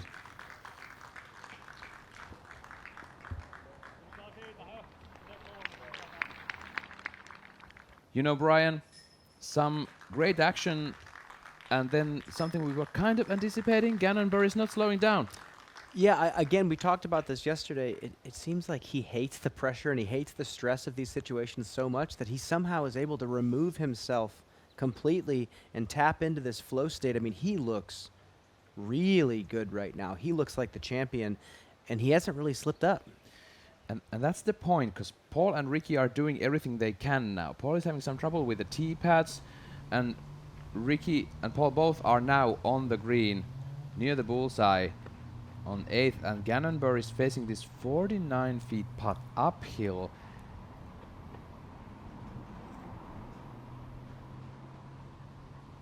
I think the state of Iowa will get its first earthquake if he can knock this putt in. He was thinking about going to the knee to avoid those branches. And he's doing it. 16 meters away, downhill. And Gannon Bury on the line, hitting the pole. Didn't get the power behind that. Pretty valiant effort.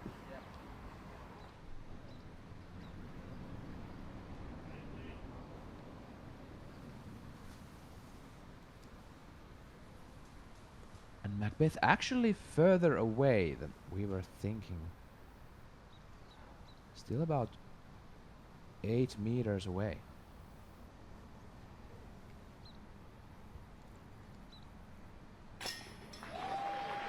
But he gets a stroke. Gannon Bury. And you didn't think it was going to happen on the easiest hole in the course. Niklas Anttila practically parked. He's continuing the streak of putting for a birdie on every single hole. Ricky takes a great birdie, and Gannon Bury only one not taking one on one of the easiest holes on the course. We are moving on, and we are moving on to hole 11 once again. Isaac Robinson in the air. Goes through the branches. That's a bullseye hit for Robinson.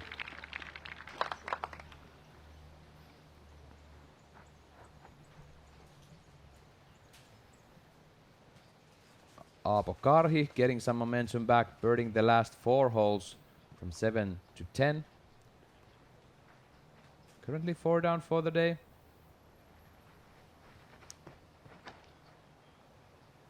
He has distance. He goes with a slight flip up. And now Heisering drops down from the branch, almost hitting the cage. We're gonna see that one again. This is powered by Nakwa Lifestyle Power. Love that moment of impact where he slams that left arm down. Beautiful power pocket there. Nice shot. This is a huge 400-plus foot hyzer these guys are throwing. Pure speed. Landing on the metal base of that basket. Up ahead on the green, Chris Dickerson. And doesn't go for it. That's a layup from Dickerson.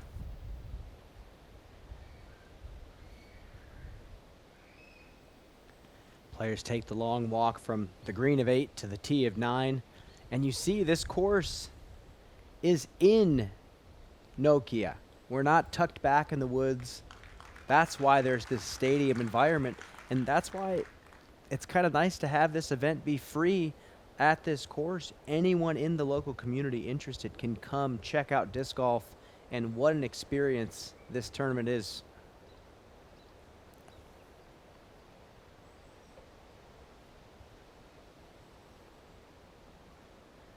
One of the best places to spectate on this course is of course at hole 16, Lauri Lehtinen doing his second shot.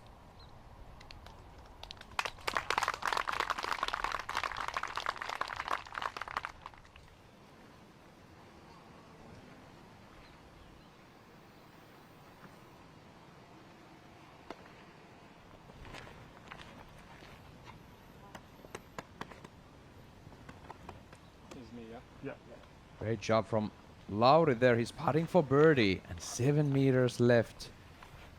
He's got 2 bogeys on the card and only 2 pars up until this moment. We're back on tee number 9, Ricky Wysocki. Gets the skip. Circling around. That's 4 meters left for Ricky to go 4 for 4. It's a weird forehand. I've seen so many players turn the shot over, push it way too straight. Instead of shaping the disc, it's sometimes better to do what Ricky did and take something really overstable and just throw it hard knowing it's going to get right.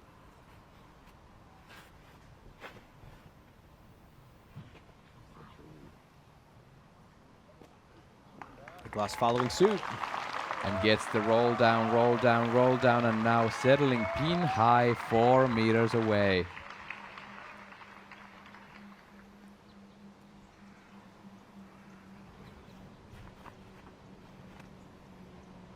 Macbeth. So gonna take the forehand of the tee. Now that people are back free to spectate these holes on the park area. Well, Macbeth, solid job. Still a bit longer putt left.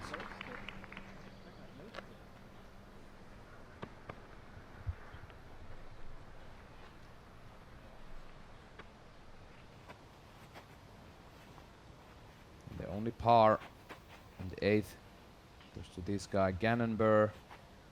6 down through 8, a 30 down for the tournament. He's going wide.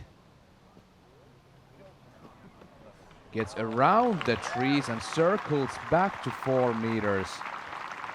Great job from Gannon.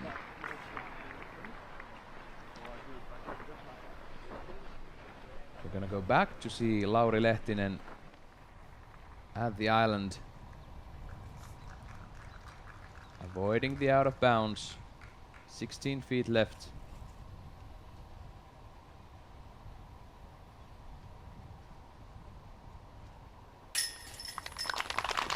In. That was about 5 meters, not 7.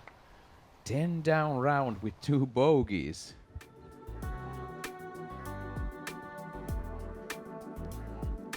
Lauri's best finish at the event was 11th a few years back. Lowry is one of my all-time favorite Finnish throwers of the disc. He's so pure and textbook. Love seeing him up there towards the top. Going down the leaderboard, you just continue to see all the talent and how tight everything is up towards the top.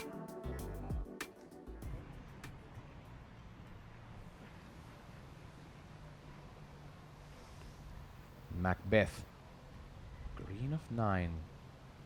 12 meters away.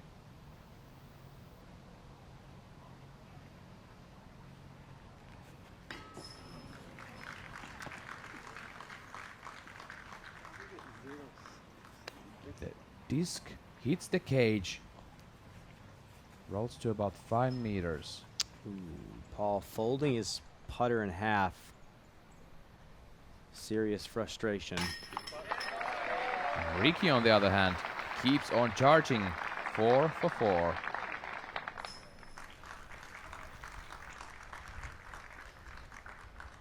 Ricky and Gannon 6 down through the round after hole 8. Now Ricky is 7 down. Macbeth saves the par. Take this one out.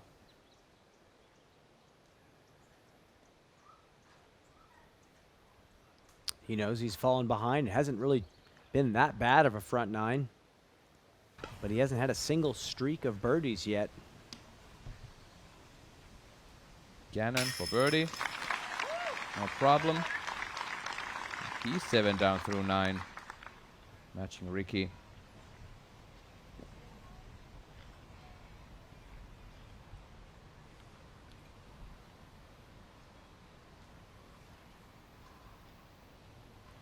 Anttila.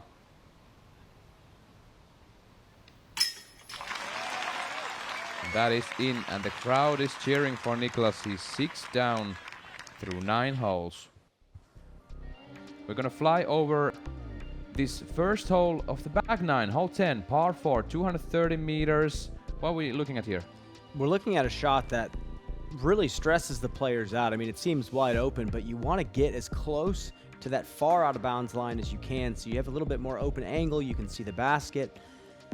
And somehow the OB line on this left side that's been roped off with the white stakes seems to always be accessed by the players. You can aim for that reference point tree in the distance. Players can skip right in front of the tree, put themselves within 300 to 400 feet from the basket. Aggression not necessarily required off the tee here.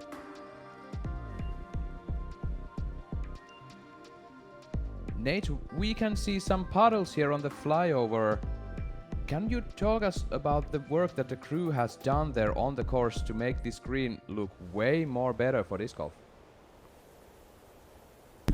Well, the tournament director, Jukka Teras, mentioned that the city of Nokia has given more support than it ever has, both financially and help on the ground. And that's one of the big things that they did, was make sure that the course was drained and that if more rain came, that it was ready to handle it.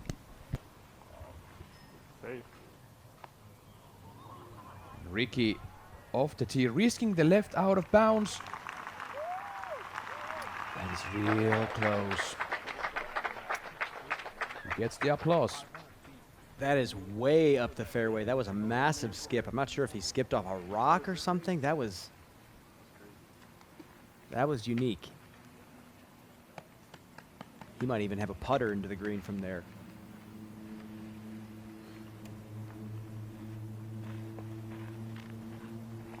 One hour and 15 minutes done, and they are through the front 9. Anttila on the tee.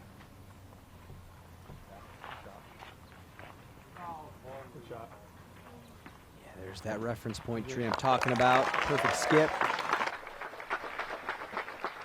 Really cool to see the disc just go straight and suddenly hitting the stability in the end. Missing the tree. And that's a sign of a player with high spin rate when they release the disc. That slow flip, that slow fade.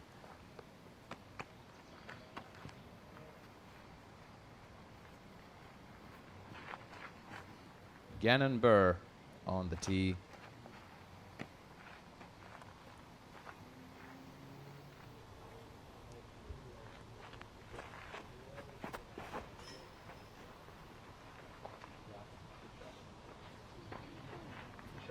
Heiser a bit earlier, going higher. Oh my goodness. No skip required. He's even with Ricky Wysocki. I hope somebody took a video from the side there. That's something that people are going to want to study. Wow. Oh yeah, there's some people videoing. They know. We're going to have footage of that. Macbeth, T of 10. Needs this to hold on the fairway. He's there. Nate, we're going to take another look at Ricky's shot. How close is he to the out of bounds on the left? Oh, he's within a meter of OB, maybe half a meter, and Ricky skipped off of the manhole cover that's just off the soccer pitch. It helped him with the distance, but it looked like initially it was going to cost him the OB stroke. But then Gannon one-ups that all air without the skip. That was a clinic from the lead card on hole 10. Unbelievably close call for Ricky Wysocki.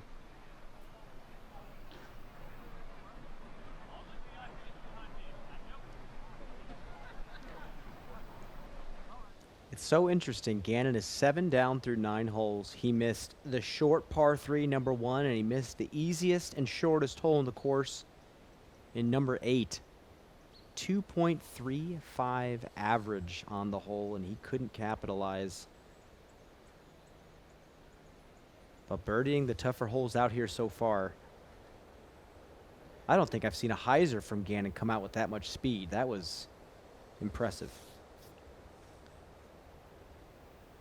Said he recently eclipsed the 80-mile-per-hour mark for the first time.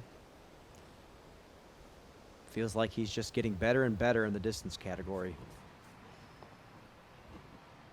Yeah, that is the true hole he has in his game. Yeah, not hitting the 80 miles per hour, but that's such a big number to hit. I guess I'm more thinking, you know, he used to be able to smash some flex lines with some really overstable discs, but now he's able to drag the disc over to the right. He's able to throw these really full flights with really high spin rate. That's right. Macbeth. This is really treacherous green to approach with a driver. The fence on the left helps you a bit if you hit that, but Paul's going real wide. He's on the green, 7 meters away. Avoids the out of bounds.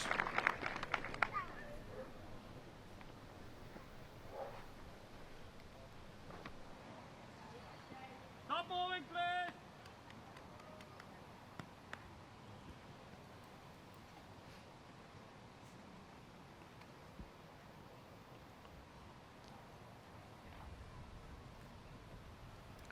Look at this sea of people surrounding the fairway and green here on 10. Anttila in the air. Perfection from Niklas Anttila, 3.5 meters away.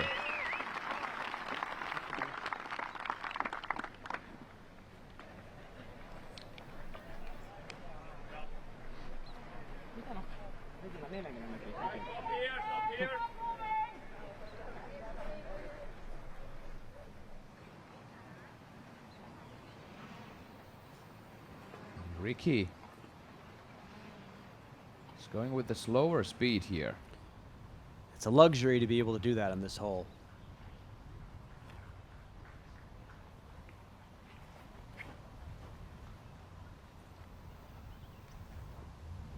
It's going quite high. Hits the circle and about 6 meters away at the max.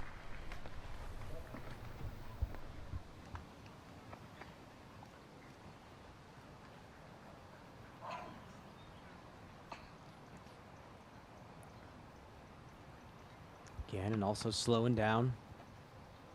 This is that same disc he made the mistake with on 8.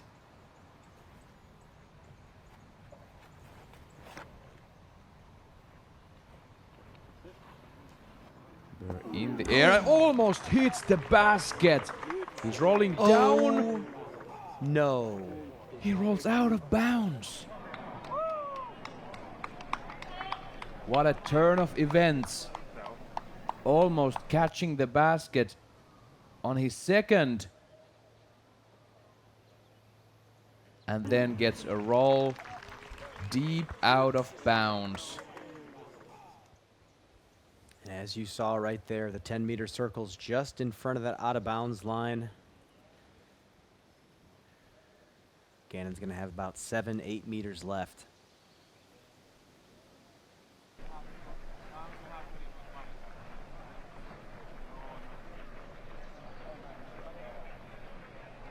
Thousands of people following the action here. Nate, I want to ask you, all the players say when you get up to the tee of 10, you look out, you see the sea of people, and you really get blown away. How are you feeling right now, and how was that reaction to the Gannon Burr approach? Yeah, you can hardly believe the straight roll right there. You never see him go out the back. You always see them head down toward the hay, and I'm lost amongst the people right now, Brian. There are 5,000 strong here. Macbeth gets the birdie, moves to 26 down in total. He has this continuum on him, par birdie, going on for the whole round. Just hasn't been able to get something going. Always follows up the birdie with a mistake. Now Gannon, he needs this. For the par, about 8 meters away, 8.5. You see the flag gently blowing towards him.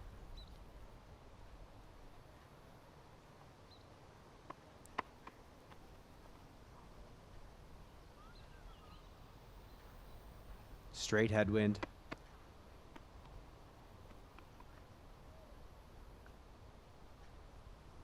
He's got to watch the nose angle.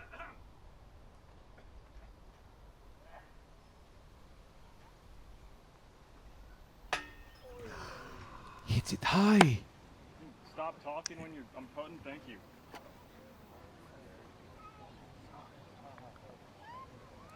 I sense a lapse in focus there from Gannon. Again, this is something he's never experienced. So Ricky, Paul and Niklas certainly have. They've been playing this event for years on end. Gannon had a tough time keeping the focus there, and he's gonna take his first bogey.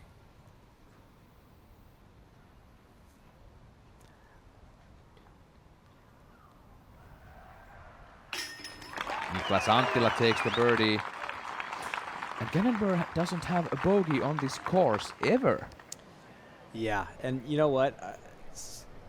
As he's tapping this putt out, as much as it might seem like a tilted response to say, hey, it's the people talking, that was the reason I missed that putt, it also might be the mental gymnastics he needs to do for himself to know that he's still putting well. That's going to be 2 strokes separating Ricky Wysocki and Gannon Burr.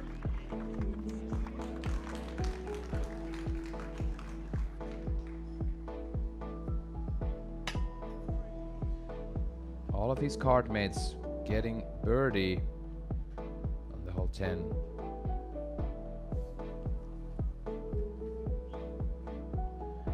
Addressing the crowd there. They're moving on to tee number 11. Ryan, I'm gonna touch on this back 9 more broadly now. What are they facing compared to the front 9? Well, you start out with 11, which is in the open. It's a very specific hyzer. 394 feet. It takes about 4 to 450 worth of power. But then you go over the road to 12, 13, 14. Some really technical wooded par 4s and par 3s. And then you cross back over the road and you finish on one of the toughest stretches of disc golf that we see at a major championship. Ricky Wysocki, tee of 11 with 5 straight birdies.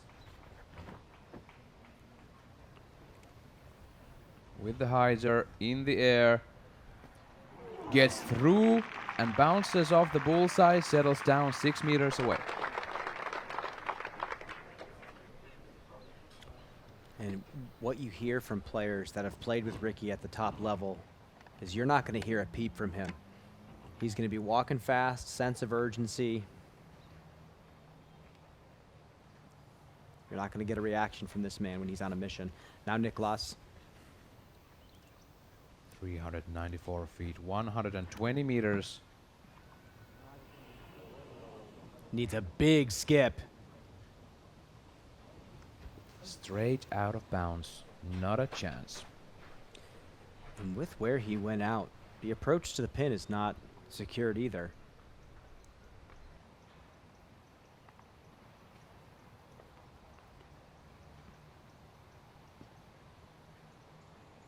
Nate, what's the wind doing out there?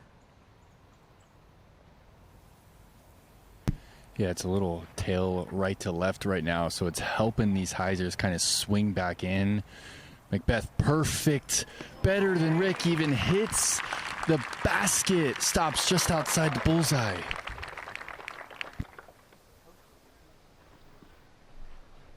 Perfect play. So much trust to hang that disc so far out of bounds and let the wind carry it back. Now Gannon's chance for redemption.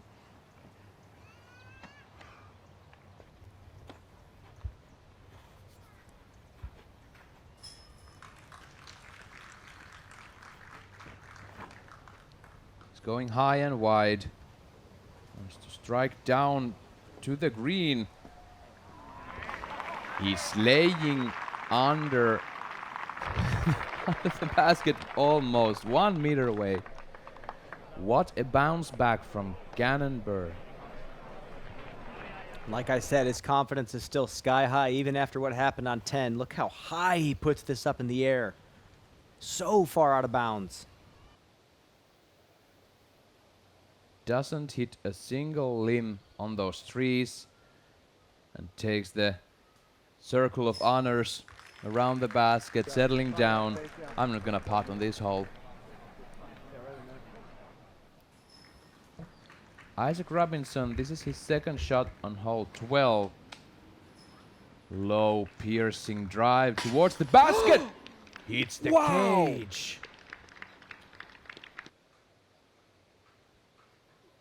Midway of the fairway, he hits the cage, almost dead center.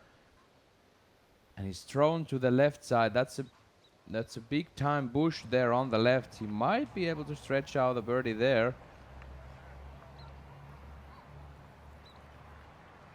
If I had to pick up a player to pierce these fairways with low ceiling straight, that's one guy to do it.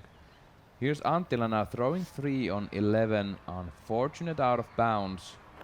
Didn't get the fade at all. He's going with a hyzer through the island. He's 5.5 meters away to say the bogey. It's looking so nice for Niklas Anttila, but now there is a setback. He was 7 through 10. Now he's going to drop down a bit. Now here's Robinson. He had a window, but only tickling the chains on the left side. We got to give a huge shout out to the crew out here doing crowd control for all of these people. I mean, especially on a day like this, you're hurting so many people through the course while also keeping them respectful of the players on the other holes before the lead card. Not an easy task.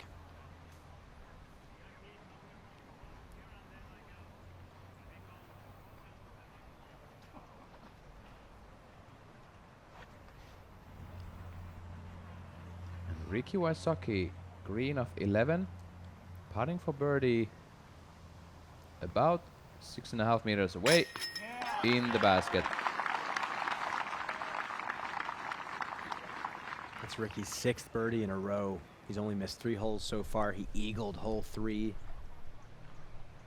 He's 9 down through 11.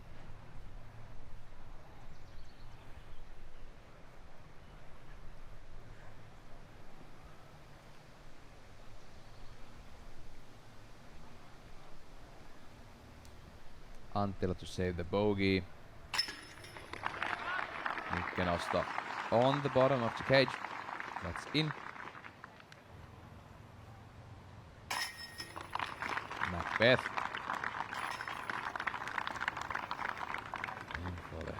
Got some interesting holes coming up here. Hole number 12, 13, 14. Oh boy. We have a long walk to the tee of 12. We're gonna take a short breather here at the network. We'll be right back.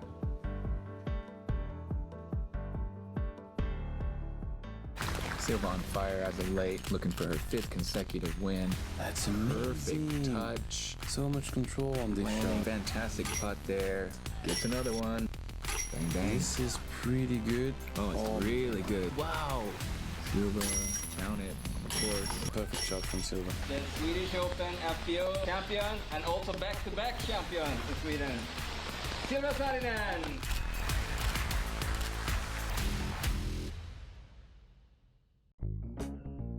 Introducing the Ledgestone season finale.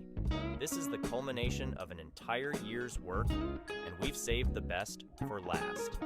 27 unique releases, first of their kind plastic and mold combos, 2 St. Jude charity collector sets, and much, much more. The show begins July 24th. Visit shopledgestone.com for more information.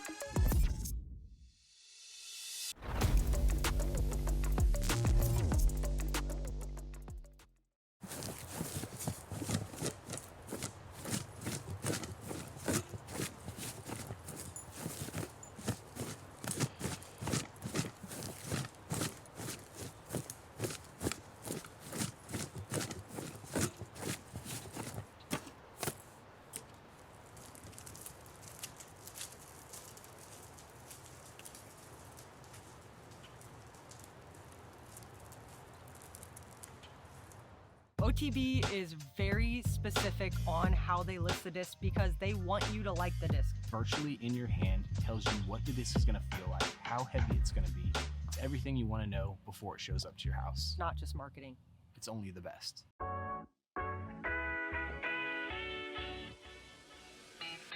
What's up, guys? I'm out here at the European Open, and I want to remind you all to head over to the European Open online pro shop to check out some exclusive drops such as discs, merchandise, apparel, and much more. Thank you all for supporting the event, and enjoy the show.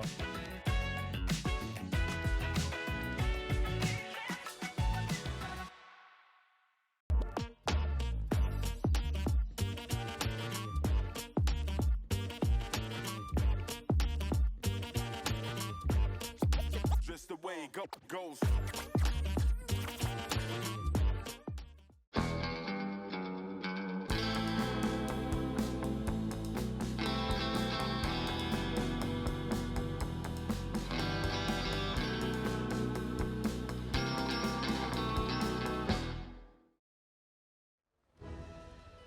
People on the ground, folks back at home.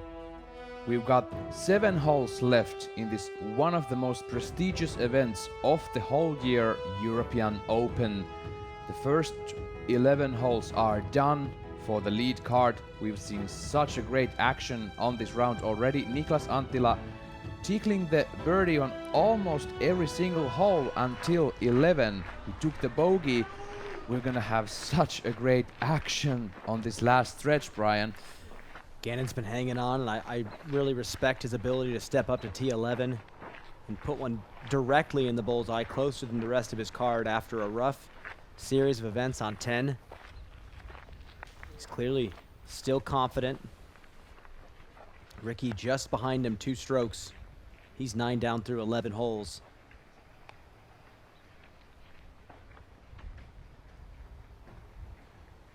There's a couple of ways to approach this next hole, 12. It's a really interesting hole. You see a lot of players lay the roller down trying to get as far up the fairway as possible to make this low ceiling not so low. I'll walk you through it with the drone here. There is OB on the left side, but it's just this pond early and left. I actually think that doesn't bode well for the players, because if you do end up leaking onto the left side, you have a lot of natural OB, and it's really not nice. You can scramble out of it, but it's really thick down there, so players are trying to get up and try to get right. You'll see the roller. You'll also see a forehand, a low screaming forehand that gets a flare and hopefully plays to the high side of the hill. Once you're there, you're gonna have to get creative yet again.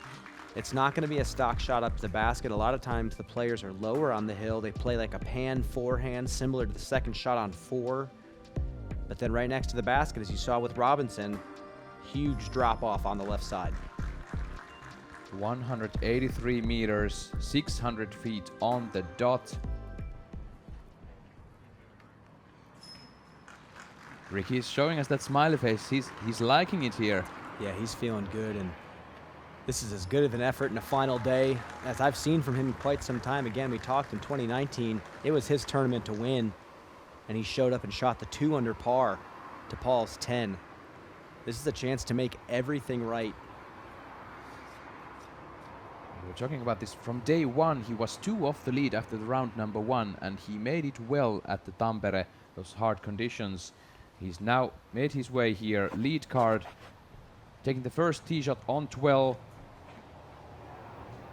Forehand. Oh, that is so pure. Sit down. Sit down for him. And now he's pinched. That tree is very, very geniusly placed there in the middle. He's pinched, but again, he's on the low left side. He's going to be able to throw that panning forehand. He's happy. Macbeth.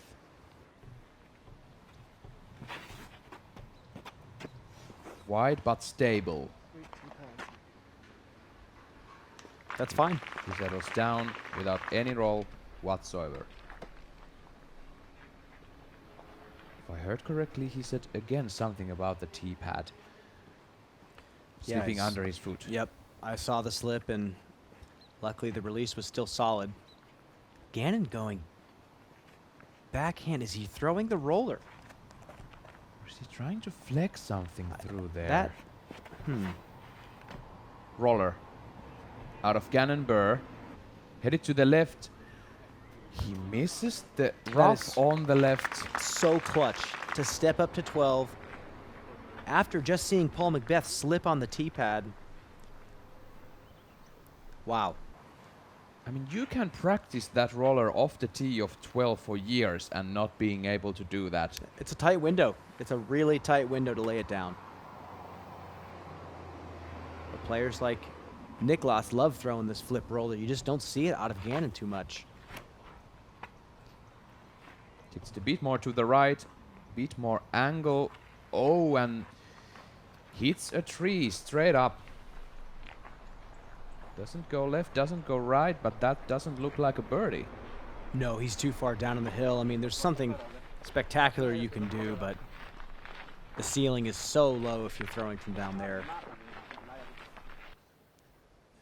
Let's take a look at Ricky's shot one more time. This was just hammered. Hard hyzer the whole way. He's trying to get a big flare.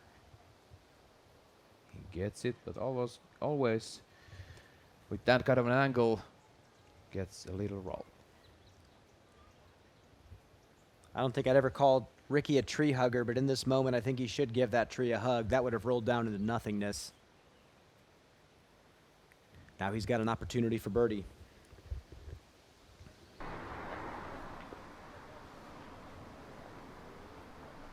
And once again, we're going to have to remind you about this number because it is huge. Ricky, since 2017, has completely evolved as a player. I mean, I remember his 2016 and 17 world titles, and he was a forehand dominant player. Yes, his forehand is still elite, but his backhand is more versatile than ever. And he has still, after all these seasons, some of the best golf distance in the entire world.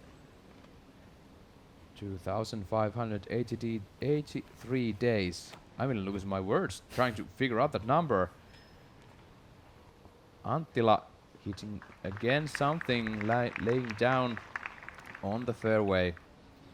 Looking at the basket though with his third. This is Isaac Robinson throwing 2 on 13, par 4, 613 feet. This is headed towards that guardian tree, but it goes around it. 7 meters left for the birdie for Robinson.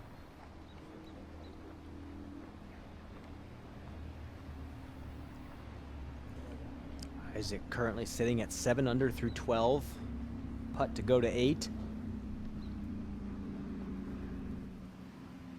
And Paul's in a pretty good spot. That's fortunate from the slip. He's got to capitalize on this.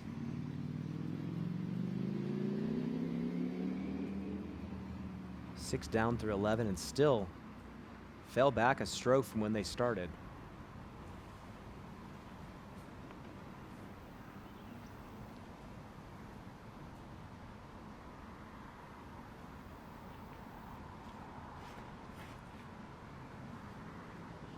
Going for it. That is tasty. That's the Paul Macbeth line that we all know and love. Just barely gets to almost flat, stays on that hyzer. One of my favorite lines to ever see thrown with a disc in the woods. Now back to Robinson on 13, putting for birdie. Just over 5 meters. Casual birdie for Robinson. Now Ricky forced to take the standstill. He's looking at the green. Trying to go 30 down for the tournament. Quite low, can it get the edge? He's skating towards the basket and bullseye hit for Ricky.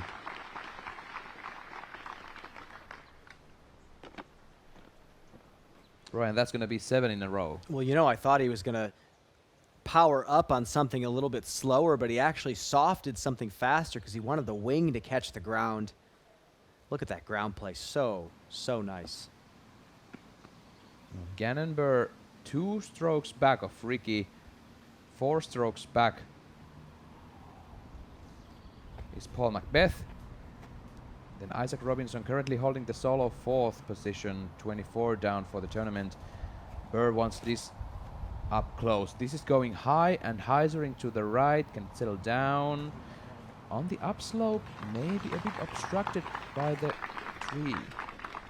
Left to be seen.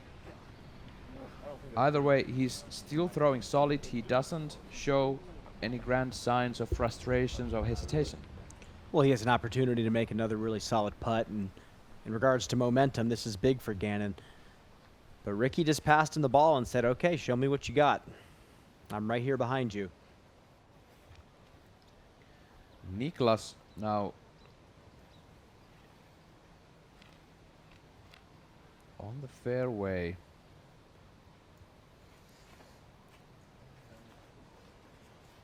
Didn't get all of it. Circle 2.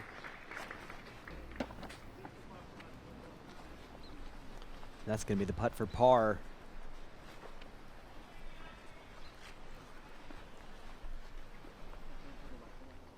You can take a look at the young Dane Hjalte Jensen throwing 2 on 16. Real high. hitting the bottom side of the cage because he's accelerating back upwards after hitting the underside of the cage. That is a remarkable shot from the fairway of 16. This is a 42-foot par putt for Niklas.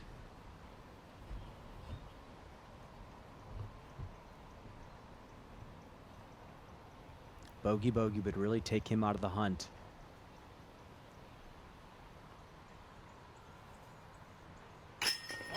In the heart for Niklas Anttila.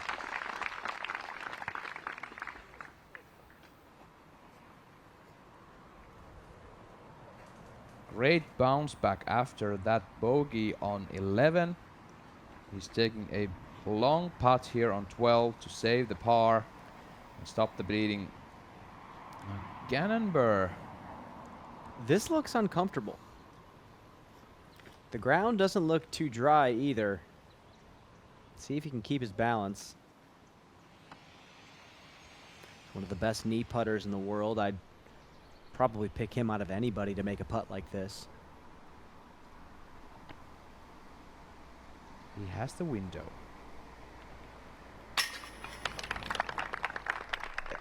That kind of confidence to take that disc into the basket from the knee on the slope.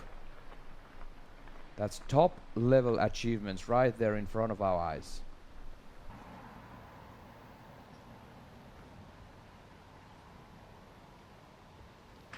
Macbeth gets the birdie.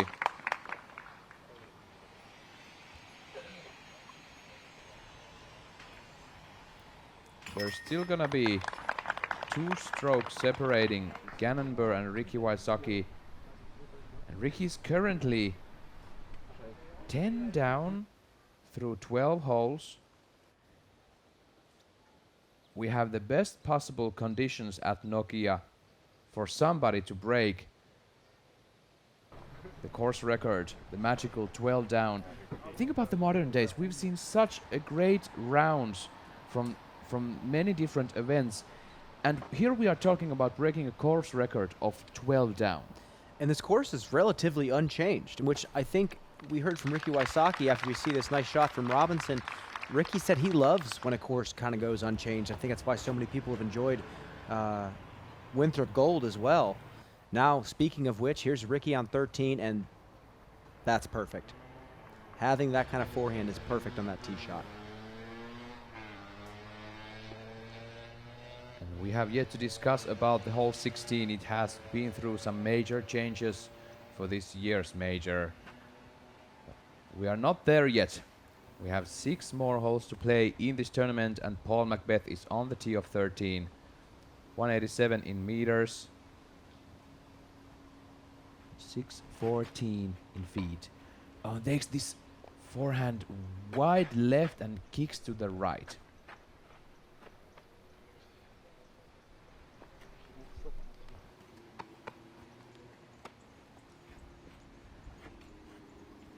Now Gannon Buhr. It's a really low ceiling and a really tight gap. Is that his roller disc again?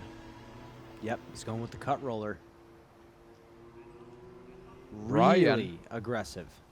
Brian Earhart. This is long way on the fairway. Nice cut towards the upslope. I mean, he's kind of done it all this round. He's given us the conservative play on 3. He's given us these aggressive roller lines.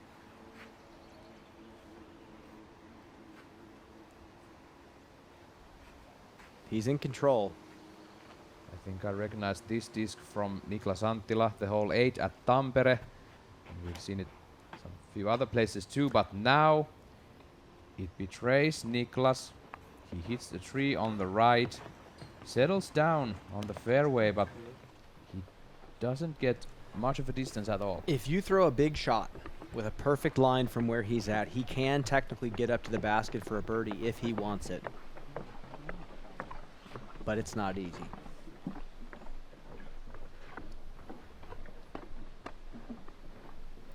We're going to take another look at this unique line sometimes seen on this tee, and Gannon Buhr goes for it. Well, I love that he just throws with a tick of hyzer. He trusts this disc. He's thrown this line with it many times clearly and gets it on a pretty steep cut line initially. It's pretty understable, so you get it flipping right away. But the moment you hit the gap, with the stability of this disc, you should be home safe. And this guy's truly given us everything. I mean, touch. He's given us power. He's given us the technicality.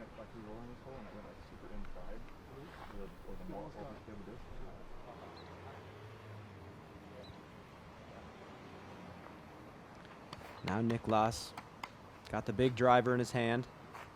Curious to see how much he wants to bite off here. Does he want the birdie still?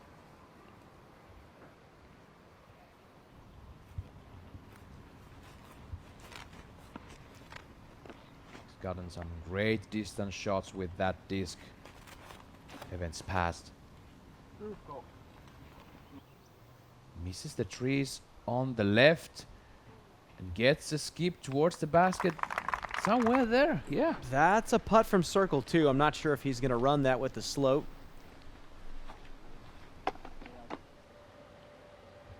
Isaac Robinson putting for birdie on 14. We've even seen some beautiful aces on this hole. A couple of years back, I remember, for example, Jeremy Colling throwing it in. I think yes, Niemann, I believe, is ace 14 as well. Nicely done from Isaac Robinson. Now Macbeth from his second.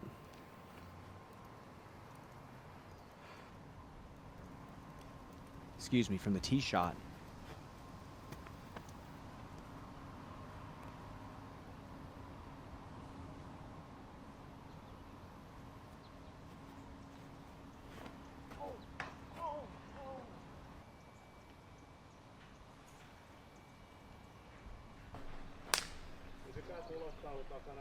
And kind of like I was talking about earlier, there's no OB down there. He doesn't get to take it up where he went out. He has to go in there and play that disc.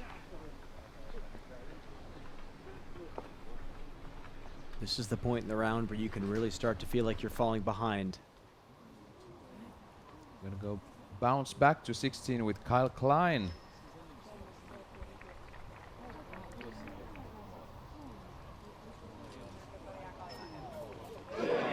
No. Heartbreaking for Klein. Didn't just get a bounce on the hay bales after hitting the island. That's a heartbreaker. Some people call this hole the Dream Crusher. And that is just it. What happened there for Klein. Now Ricky. Beautiful upshot from Ricky. He's about 5 meters away. He is so dialed in right now. It's unbelievable. Has not missed a hole since hole 6. He'll be 11 down through 13, 1 off the course record. 5 holes to go.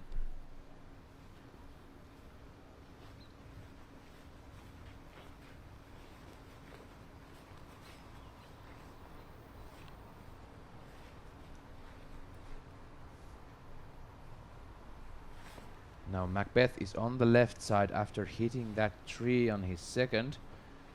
This was his third and real great hyzer upshot. He is feeling the weight of the moment right now. He knew that was his opportunity. He needed to keep up with these guys. Let's drop it down to Nate Perkins. What is looking down here with Gannon Burr? Booked a hole.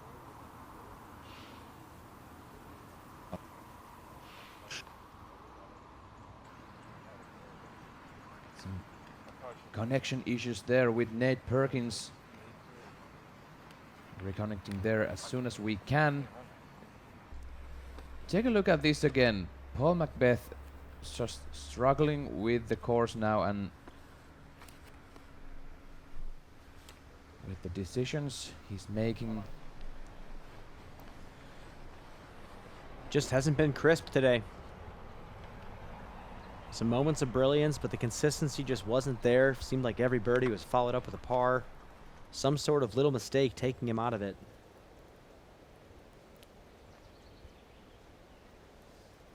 It's looking like Ricky Wysocki is now the man that could catch up to Gannon if Gannon makes one mistake. Anttila going to the knee. He's laying up. Gonna take the par. Currently 23 down, sharing the 5th place with Chris Dickerson. Just a couple of fairways ahead.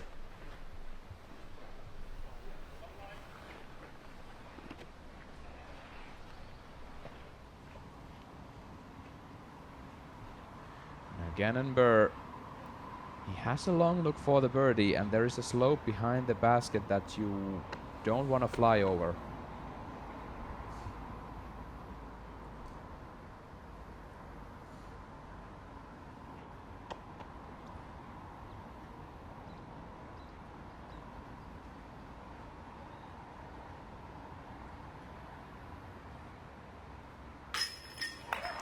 Puts it in!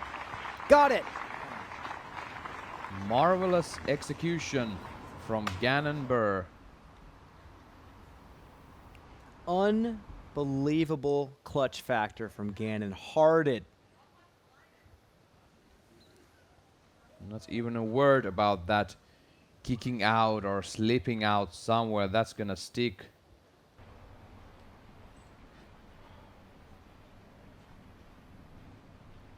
Macbeth now takes the bogey. Ricky is working so hard, and Gannon has held serve. 2 strokes separate these men. Like we heard Paul say the other day, that's just 1 hole.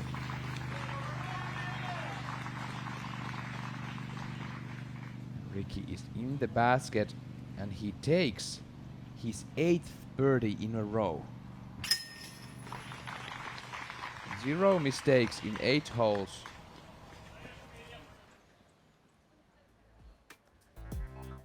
The Raptor mode is on with Ricky Wysocki here at the Beast in Nokia 2024 European Open, the last round.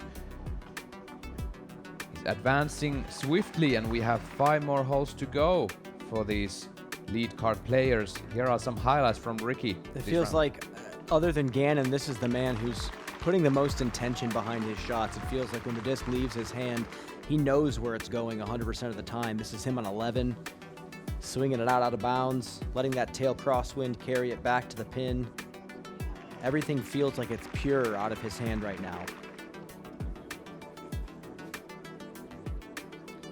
And this upshot with the forehand right here on 12.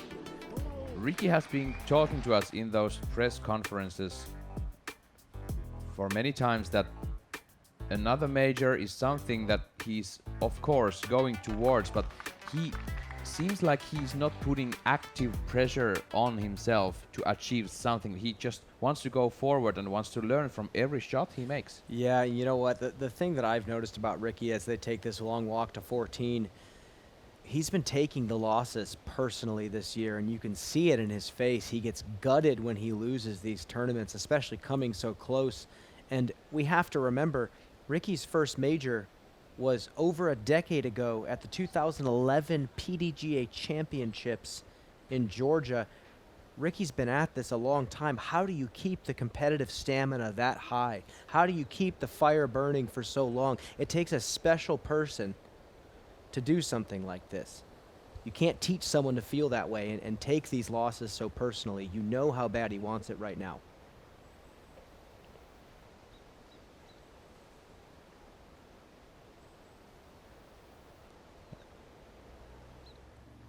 We're gonna jump to Ezra Robinson on 16, throwing 2 from the fairway. And he's settling down in the bullseye. And his brother Isaac is now putting on 15th. That's not a birdie for Isaac. It's the center of the band. Here is the top 10 at the moment. Lauri Lehtinen still hanging on to his first top 10. Find me another brother duo in a sport that have been this successful. Top 10s for both the Robinson brothers. My goodness. It's been such a treat to watch them develop over time. See some others here. Top 11 to top 20. And Andrew Miranda at his first ever major coming to Europe, and he's finishing his round soon enough. Currently 16 down total, sharing 12th place. Had to get filmed 36 holes in 1 day. Still here in 12th place. Väinö Mäkelä had some solid 2 rounds in Tampere, and now he's settling to tied 25th. Not succeeding at the Beast as he was hoping for.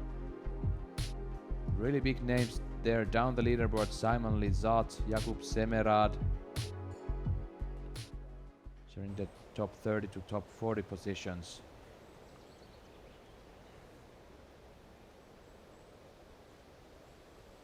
One more hole in these woods before we hit the 4 iconic last holes at the Beast. It seems like every single big tournament that he's won, Gannon has one putt in the final day that's a pivotal moment for him. the confidence to hit such a dead center putt from range after leaving a approach short.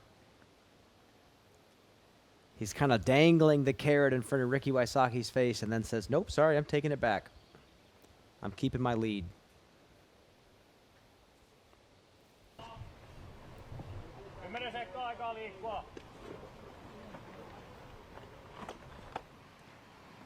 You hear that from the crowd control. They said to the people that they have 10 seconds time to settle down. It's a long hole. This is a deceptively long par 3, 394. Subtle turnover backhand, or you have to really be specific with the flick here. He takes this wide and left. It misses the branches. Hits the bullseye from the air and skips to 7 meters. That's a question towards Gannon Burr.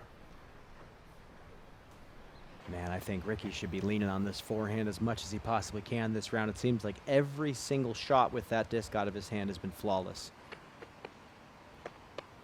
Now it's time for Gannon Burr to answer that call. Much more technical line here for Gannon. He's going with that baby turnover.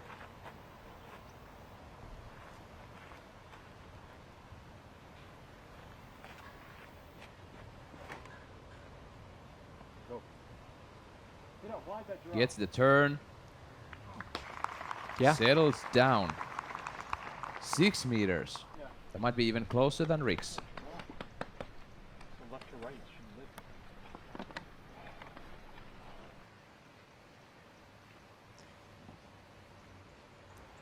Anttila currently holding solo 6th place. Last 3 holes, 2 pars and 1 bogey.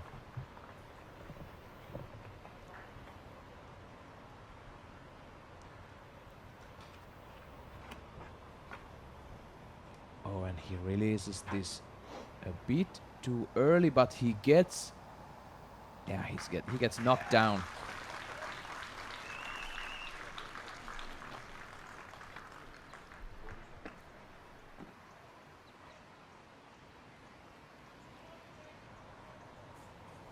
Macbeth on the tee of 14. Forehand through the gap. Yeah, that's a good adjustment from yesterday. Want to throw it down to Nate Perkins if we have him. Nate, if you're down there on 14, talk to us about these shots. Talk to us about the feeling this late in the round. What's the energy down there? Well, the crowd works to kind of surround the tee pad at UC Maresma, kind of directing traffic, asking people to stop. And when they do, it is crickets down here. There's just so much respect for the players. And I love Ricky's forehand right there. He asked it to go in. It faded out a little early. And I feel like Gannon's shape right there is a little forced, but he throws it fast enough that it doesn't even have to flip. He just puts it on an ante, and it seems to get to C1 before you can blink. And this is such a historic battle right now. Take a look again here at Gannon's shot. So much more technical, but I guess what I've been so impressed with is he's been able to kind of dance back and forth. Oh, here's a shot I'd normally throw a forehand on, I'll throw a roller. Here's a shot that I'll normally throw a backhand on, I'll throw a forehand. And then he throws a gorgeous turnover here with the PD.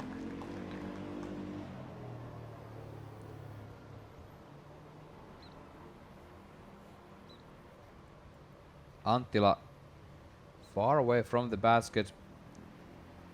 He's lining up a jumper here. Goes for it. Gets the distance, but that's a bit right.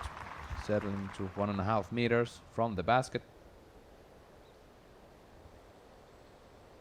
And once they finish 14, they make one more trip across the road back to the top of the hill on 15.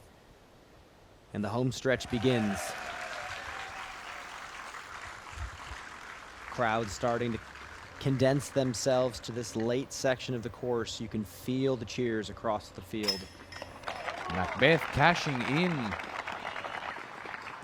9-meter putt for birdie on 14.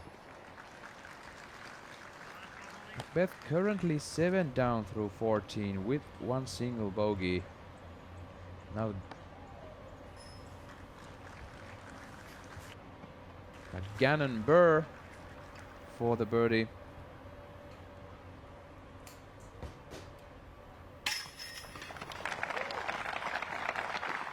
Yes, sir. Yes, sir. Gannon Burr focusing fully on what's ahead and what's on his reach. Doesn't spare a thought about anything else.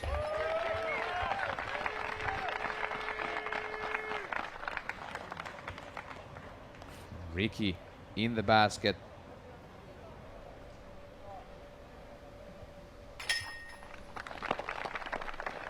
Anttila taps in the par.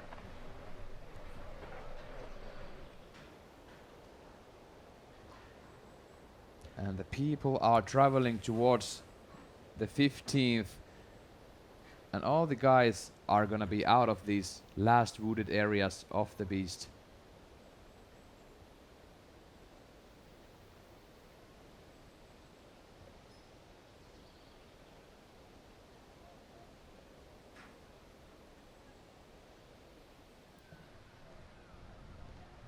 We're live on 16 with Chris Dickerson lining up his second shot.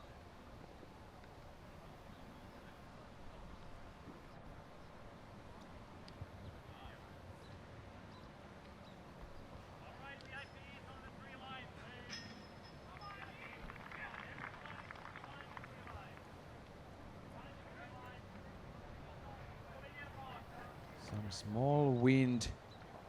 Dickerson is in the air. He's not pretty wide, but he sticks the landing.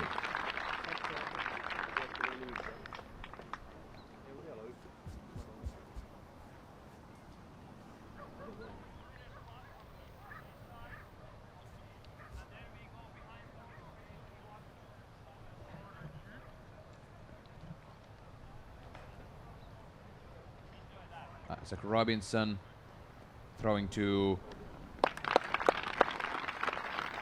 settling into the island.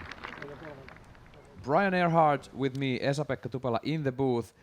Maybe the most iconic fall hole stretch of the sport is about to begin for the lead players. And there's a few thoughts that I have. I think number one, I got intel from Nate Perkins that Gannon thought he was 40 or 45 feet away from the basket on his tee shot on 14.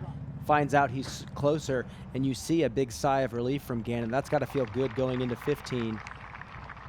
But then Ricky Wysocki laid up yesterday on 15 and failed.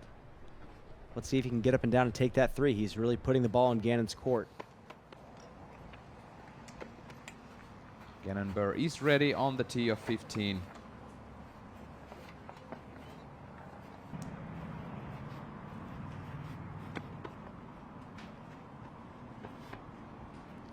He went giant hyzer the other day. You see the chalk moving off to the left.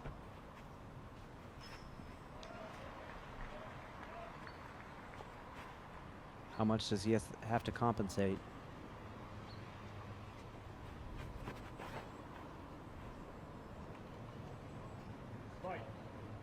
In the air, and he's hyzering towards the green. It stops. It doesn't skip. It hits about 1 meter away from out of bounds left. Stays in. Giving us a heart attack there, man. My heart rate has been up for maybe the last 5 holes or so. It's starting to get tense. One mistake from Gannon opens the door for Ricky completely. Macbeth.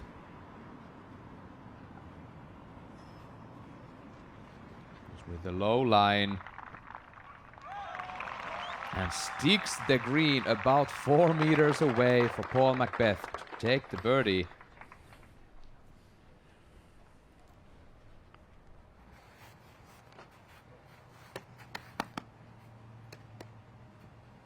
Now Anttila. This is 476 feet downhill, 145 meters.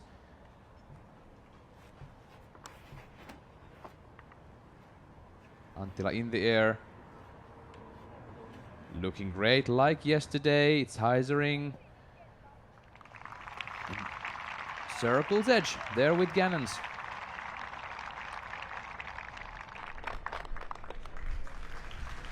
They're traveling down at the 15th.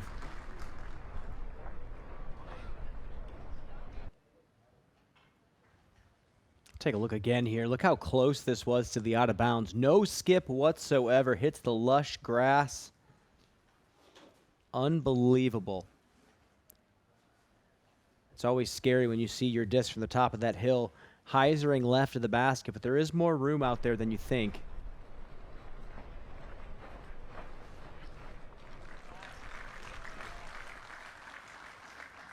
Very treacherous out of bounds on this hole 15, and on every single hole after this, before the tournament ends, Isaac Robinson catches the birdie. Nate, I'm gonna toss it down back to you on the course. Tell us about the feeling when you arrive from the woods to this hole 15 and everybody's waiting for you there.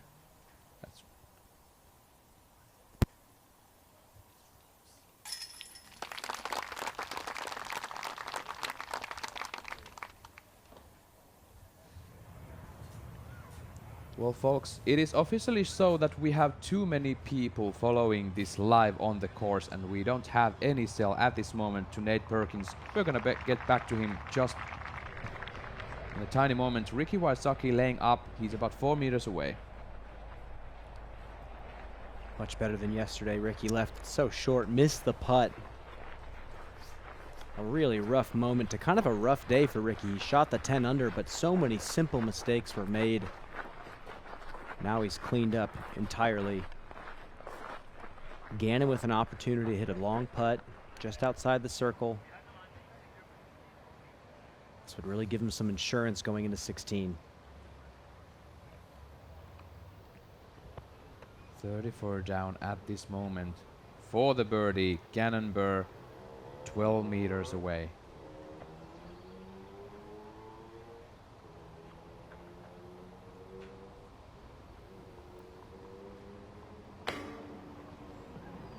And Gannon Burr misses the putt for the birdie. That's too low, settling down just over 2 meters away from the basket. And that's the card towards which Ricky played on. Ricky wanted to ensure the 3 on this hole. How about Niklas Anttila? Could he catch the birdie?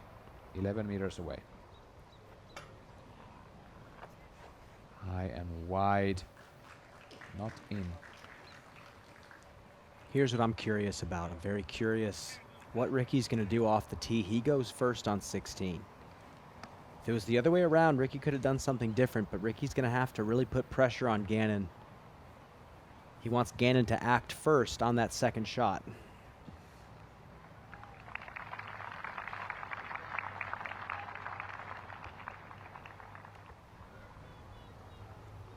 Anttila coming back for par.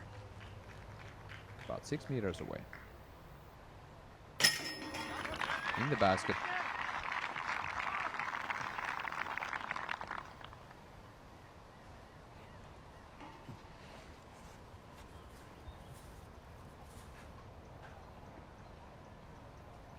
Paul, big drive off the tee. Left himself a 4-meter putt for the birdie. He will be 8 down through 15 holes. Ricky Wysocki at this moment, if this one goes in, he's tied with the course record after 15 holes. He has 3 holes time to break that record in the very last European Open held on these premises. It'll be his record forever. Hopefully the record comes along with the championship's title.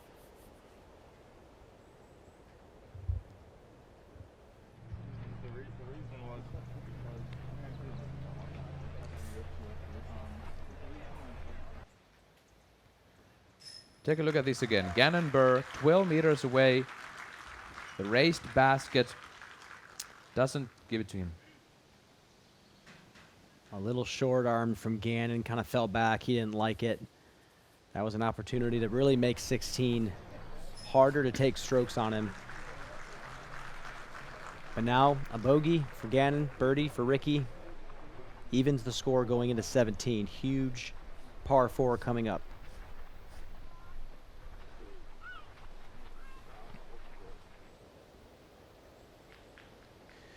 Let's take a look at hole 16. The epic par 4, 728 feet, just about 222 meters. Some major changes this year. You want to get as close as you can to these out-of-bound lines. On that left side, gives you a shorter approach to this really tiny island. And again, you go out of bounds off the tee, you get yourself to drop zone 1, you go out of bounds from your approach, you go to drop zone 2, which is a 13-meter putt downhill towards the out of bounds.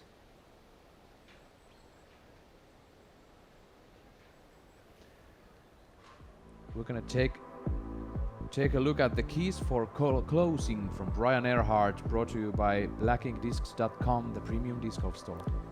Well, it's funny, number 2 here, don't let 16's rules play with your emotions. I think the emotions are already riding pretty high right now. I think both of these guys are thinking birdie.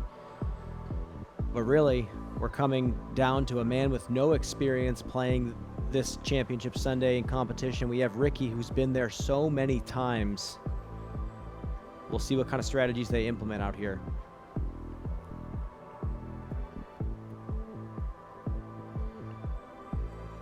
So the years prior, we had the bunker rule here on 16. Really, one of the only places it was on display at these big time events, and now we have 2 drop zones this year. Well, Ricky's going to have to birdie. I think really the worst you can do on this hole, if you're Gannon Buhr, is a bogey.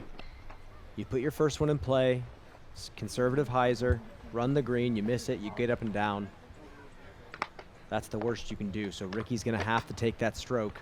You don't want to have to rely on 17 to take that stroke back. That's a very tough par 3. Doesn't get birdied very consistently.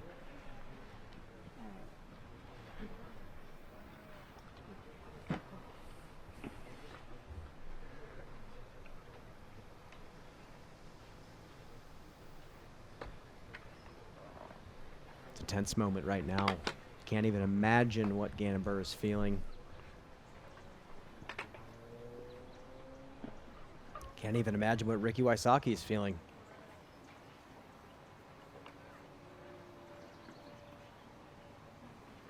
He's known of being able to keep it to himself and focus to the moment, on the moment. But today it might be something different. He knows he's done really well on the first 3 rounds. He knows he has the chance to play well and challenge Gannon Buhr on the top.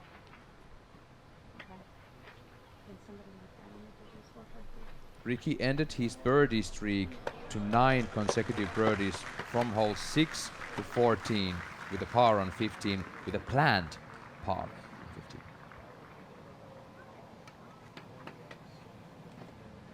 Paul's going to be first to act, but Ricky is going to go up next.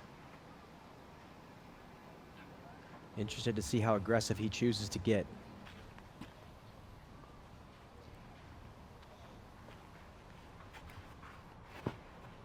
Macbeth, high, wide with a hyzer. Just fine. In the middle.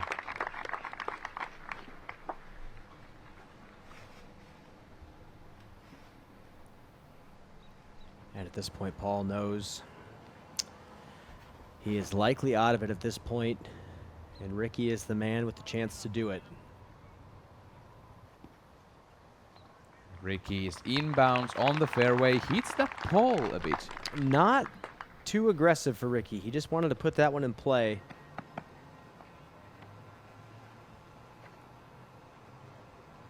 You wonder if Ricky wants to go first on that second shot to put the pressure on Gannon because of how confident he is to hit that island.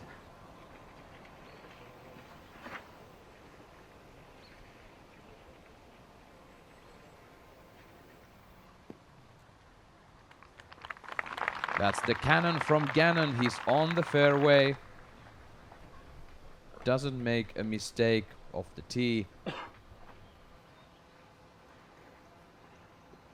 Ricky's going first before him.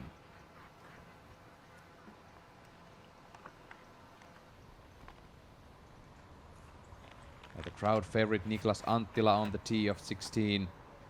A bit lower, a bit more sweeping. Heiser skips off the road, rolling forward. They're kind of there. They have like 7 meter separation off the tee. We're gonna take a look at Ezra Robinson. He's second on 18. Circles back to safety for Ezra Robinson. And that is an opportunity to sink a birdie putt to take him to 9 under par, securing him the top 10 spot right alongside his brother.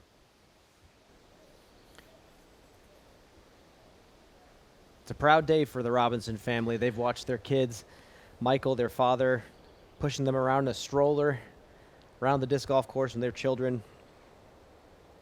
It's a great day.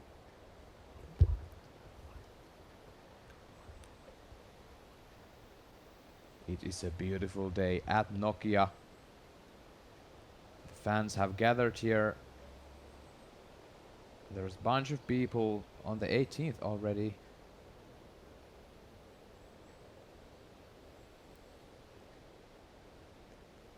We are just now getting word. We apologize.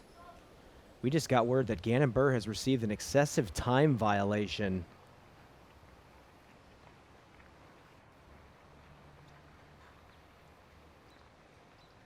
This is a warning. He's clearly on the clock. One more and he gets stroked. Macbeth high on the right, spiking towards the green.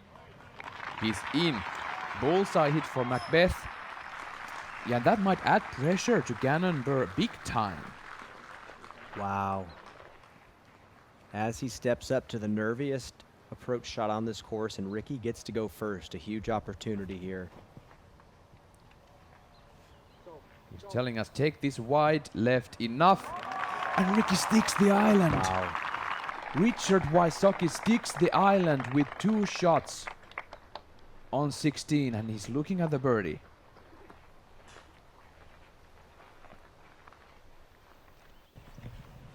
What a turn of events. Ricky again just swinging that forehand wide. Every single forehand out of his hand today has looked absolutely perfect. I mean, with the confidence, I wouldn't doubt him throwing it on 17 as well, going for the birdie. Gannon got some mixed feelings on the green of 10. The crowd was kind of shivering around, and now he got a warning of the time violation just before this shot. Now Niklas Anttila going for the island. And he's in the bullseye. Great shot from Nikke. And this is it. I mean, this is the opportunity to show what he's made of.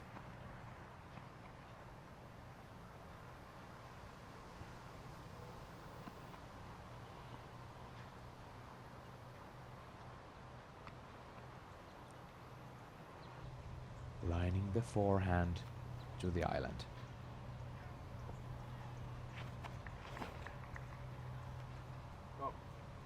It looks wide enough. Got it.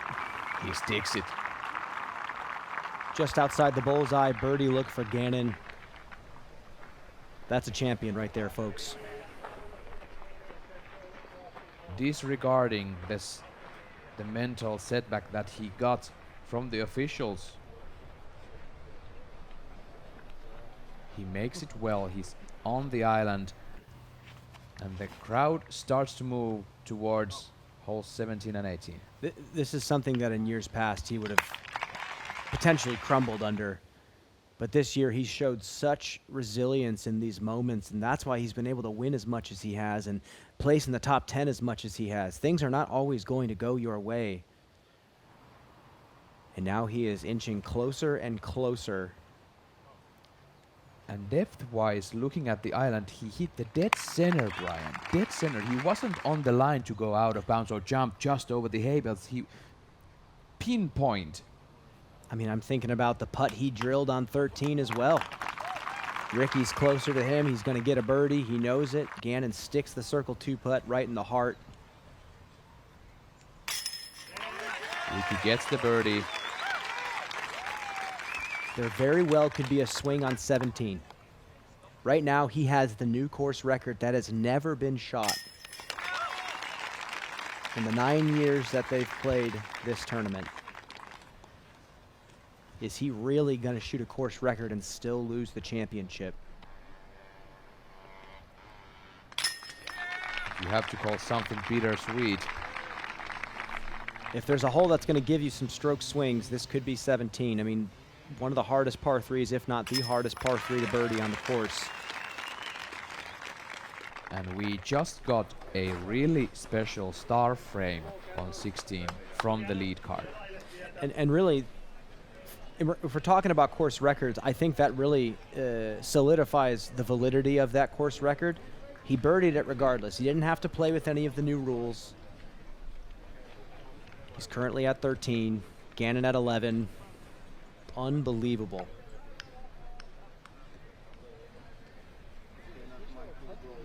The long walk up the hill to 17's tee. We saw Corey Ellis throw an absolute perfect shot at a pivotal moment and pretty much securing his victory last year.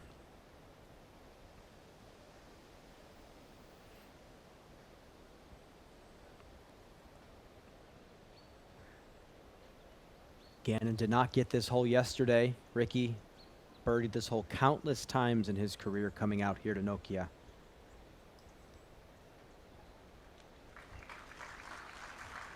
Hole 17 is a par 3, 140 meters, slightly downhill, out of bounds, left lurking.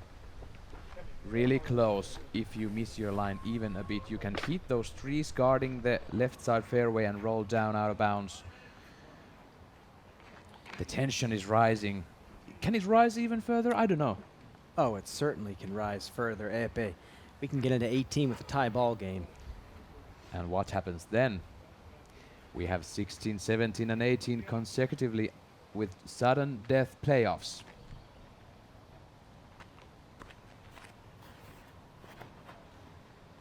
Paul Macbeth on the tee.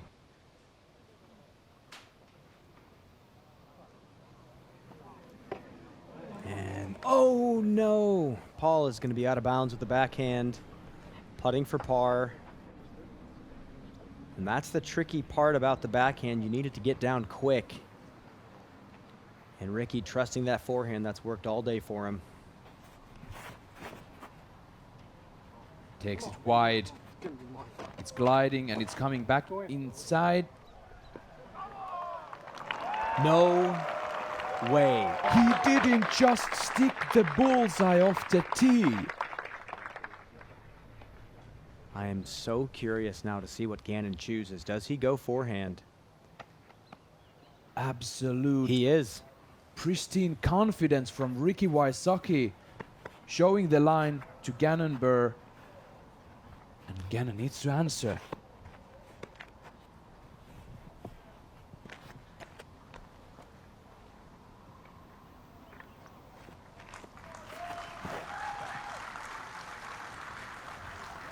The air. This is wider. This hits the lamppost but stays in bounds. My goodness. A made putt here for Gannon makes 18 so much simpler for him, making it so he doesn't necessarily have to get the birdie.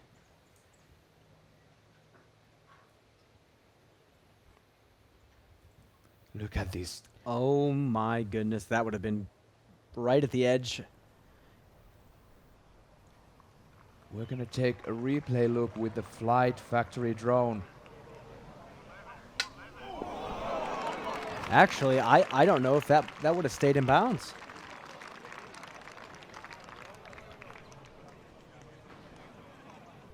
Regardless, if there was an inch left, he would have kicked out of bounds. The reality is he's sitting there with a birdie putt.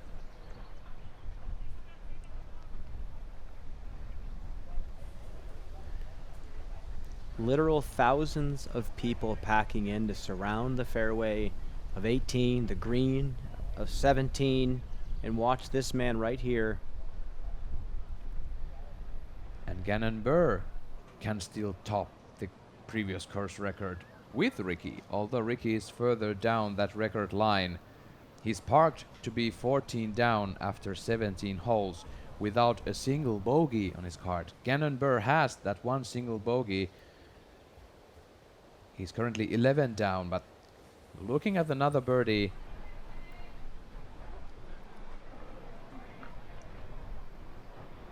One of the most important putts coming up on Gannon Buhr's young career. Hitting this putt, in my eyes, solidifies him as, man, I can't even really describe it. He's already one of the greats in my eyes, and he's 18 years old. Chris Dickerson, fairway of 18th. Big distance off the tee. He's about 5 meters away from the basket.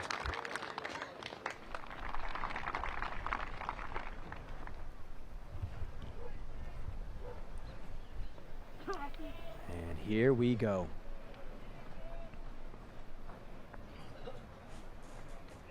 Gannon Buhr, 9.8 meters to the basket. Slight uphill. Ever so slight wind conditions. Practically dead calm.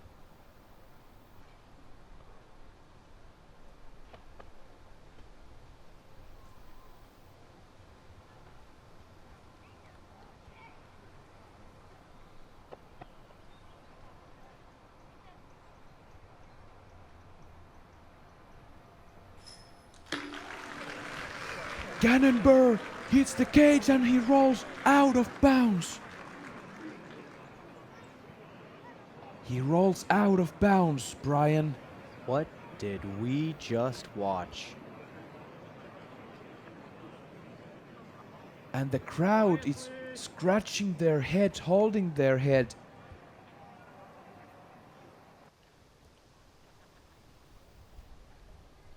I mean, there's nothing to say here. I mean, what you see is what you get. Bad reaction off the tray. The slope did what the slope is supposed to do. It's going to come down to 18. Ricky's right on the bullseye. My goodness. There is no chance Ricky Wysocki doesn't take a birdie here. And Gannon Buhr is now putting for bogey about 6.3 meters away.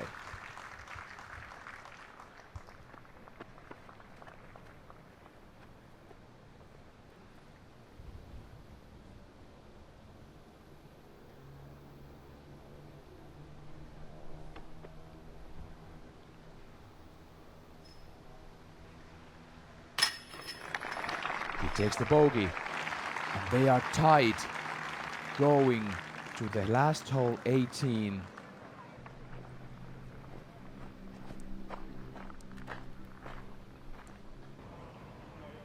Macbeth putting for par. He gets it. At this point, Macbeth is solidifying his place on the 3rd position. And Ricky takes the birdie from 2 meters away, driving 140 meters with the forehand over the out of bounds and sticking the landing. Ricky has 6 starts here, 2 podiums, 3 top 5s, 5 top 10s, no wins. This is his chance going into 18. That hyzer forehand with power, adrenaline flowing through him the entire day. It's just fueled this shot. I can't tell you the amount of times he's executed with perfection today. Come on, baby. Go in. Oh. Yeah, let's go. He's so pumped, and he should be 34 down for both Ricky Wysocki and Gannon Buhr, tied for the lead before hole 18 at the Beast. This is what I'm going to miss about this place. at this championship. Every single year, something like this happens. There's a reason why it's been here relatively unchanged for so long. And now they step up to what Paul Macbeth called the video game hole, one of the most iconic 18s in our sport. Ricky looking to break a 2,583-day streak.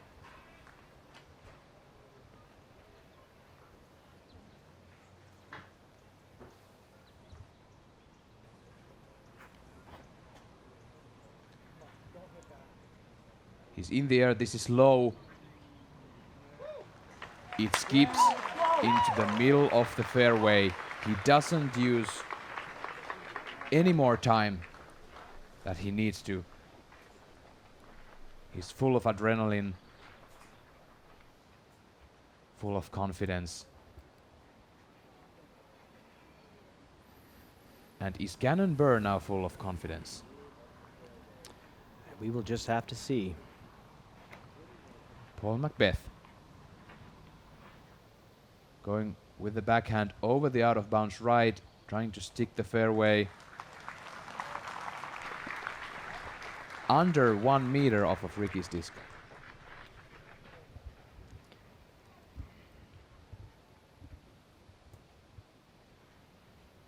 And I'm not going to say that Ricky is in a perfect position. He's going to have to get somewhat creative here if he wants to stick the green. Curious to see how much space he has for the backhand. Anttila force over from the right side with the backhand. Sticks the fairway.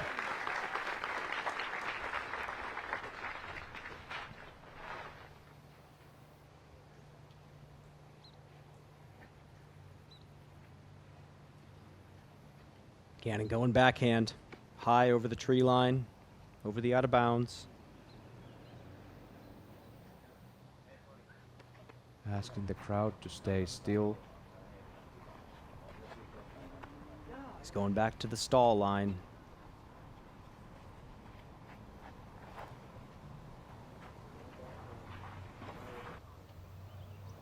Takes it wide and it's coming back.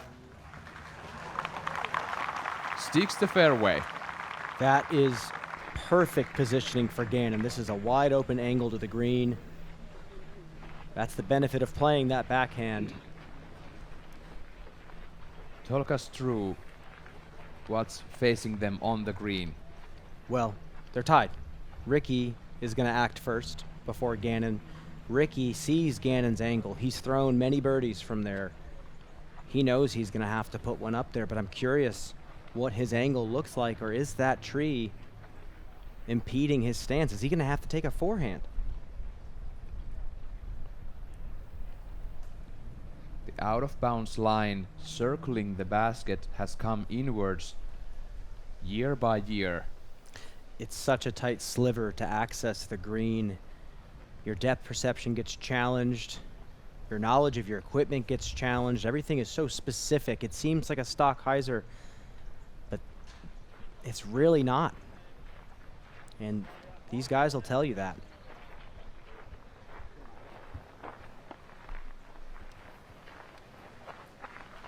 Disc golf history in the making here at the Beast in Nokia, Finland. European Open 2024.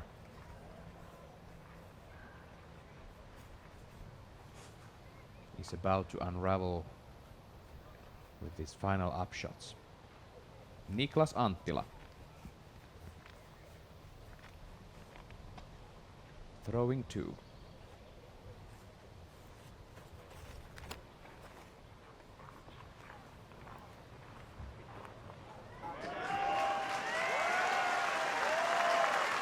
He skips from out of bounds and comes back in. He's 4 meters away.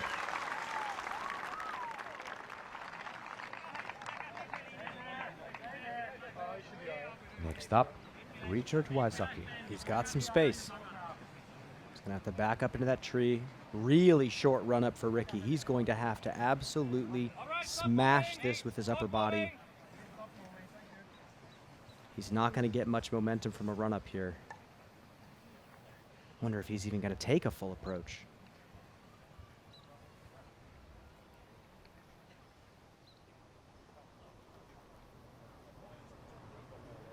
In the air.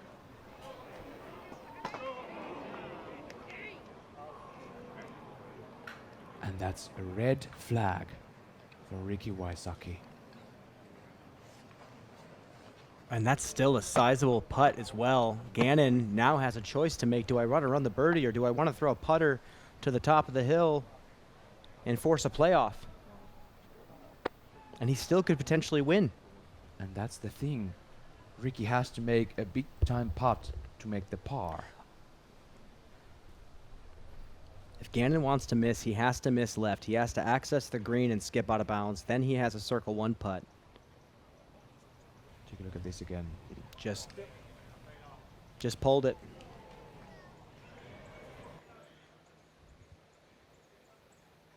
Just pulled it.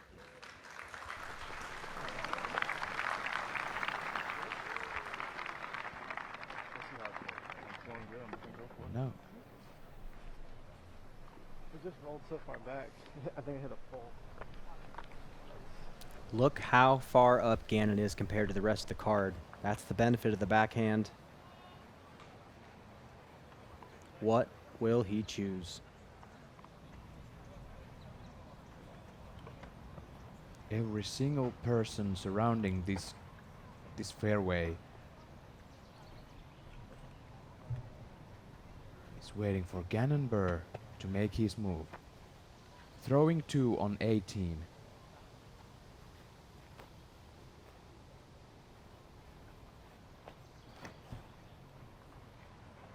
In the air. And Gannon Buhr is leaning to the basket. And He's Gannon done it. Buhr has done it. He has done it. Unbelievable showing from Gannon. He just continues to show off his evolution as a player, mentally, physically. I can't believe he's only 18 years old. I'm looking back over my shoulder and the disc is there. It is there. And Ricky, yeah. What a run. What a run. I mean, even if he bogeys the hole, he still finishes with a course record. And despite the heroic push, he's still not going to be able to take the championship down. This man right here is the truth. First time overseas, first time playing the courses. He even admitted he barely knew the course yesterday. He was still learning it. He made one course record yesterday at Tampere. He tied the course record here yesterday at Nokia. Paul Macbeth. 4 meters away for the par. He's not pleased with himself today. Feels like those two titans of the sport have been hanging on to that torch for so long, and now it feels like they finally have to let go. Ricky is gonna get at best. He doesn't believe it.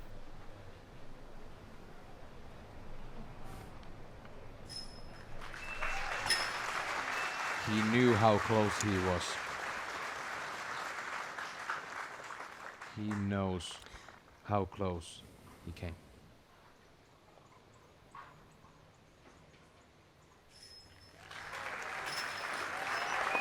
The crowd gives their best to Ricky, who made a big time effort. Because Anttila gets huge cheers and applause here at Nokia, and there is one more disc to be dropped in.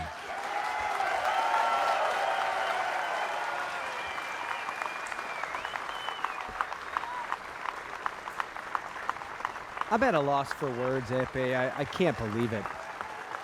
I mean, I can believe it, looking at who's holding the trophy right now, but career performance for Gannon Buhr.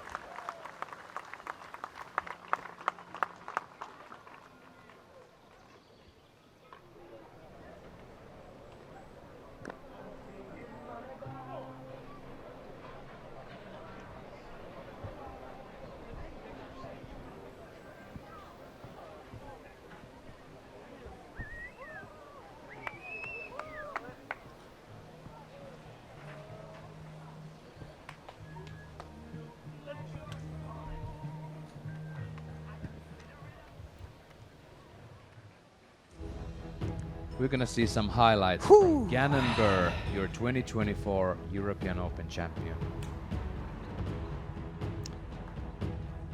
All day, all week, he has completely shown off the entire package.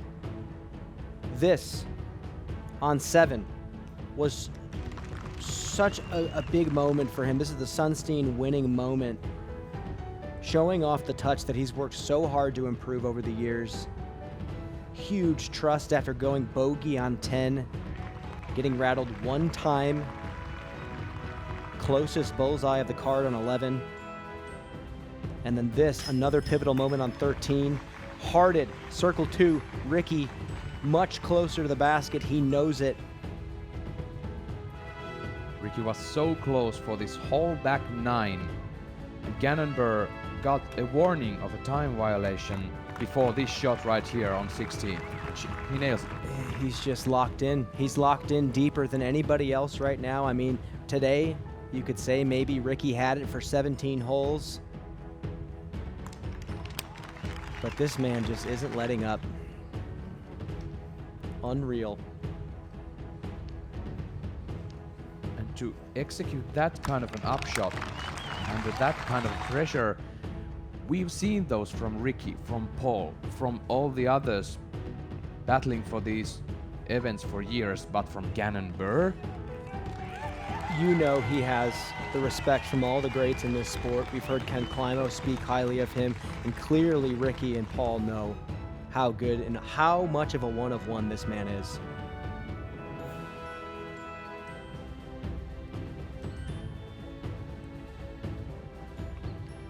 Ryan, I can't say how happy I am to be here in the booth with you and be with our guests on the other side of the screen to witness this moment. We're gonna toss it down to the court with Nate Perkins having a moment with Gannon Buhr, your fresh champion. Take it away. Gannon Buhr, historic battle here in Finland.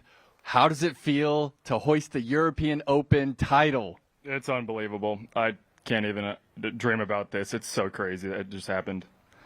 Gannon, you've said before that this is one of your favorite tournaments, that you've dreamed of winning this title since you started watching disc golf. Talk about what it means to come out on top today. It's absolutely crazy. Coming into the day with a decent lead, I knew it was going to be a little bit tough to fend off, the two scariest players in the world to play against, and Ricky and Paul.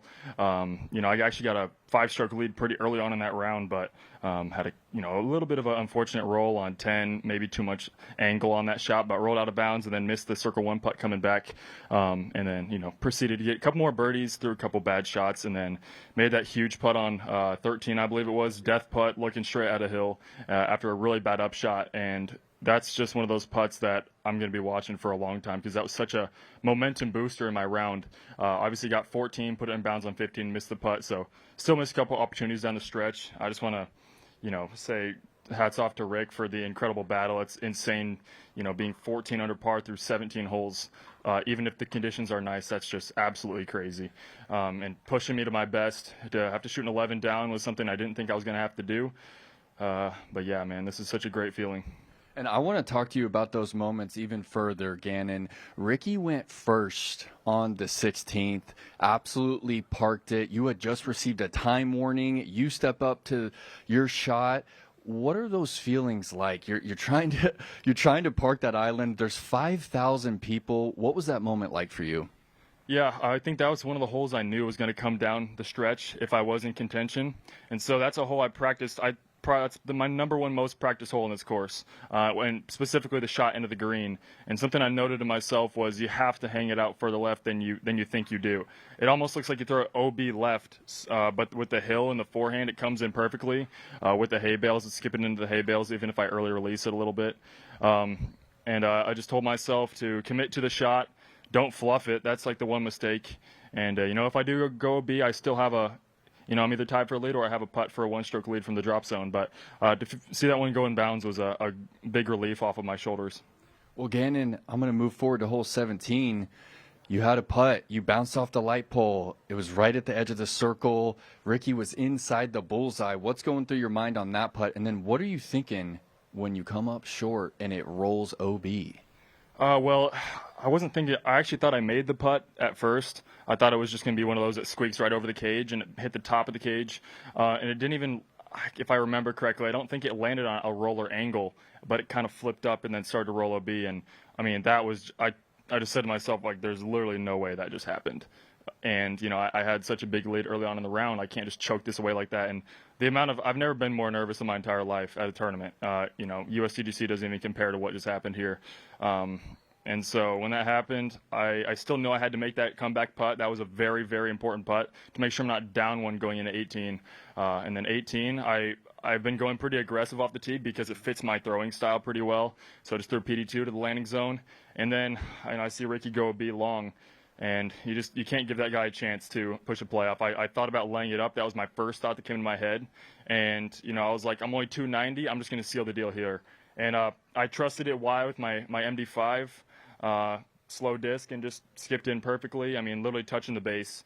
And to have a stress-free putt for the win was insane.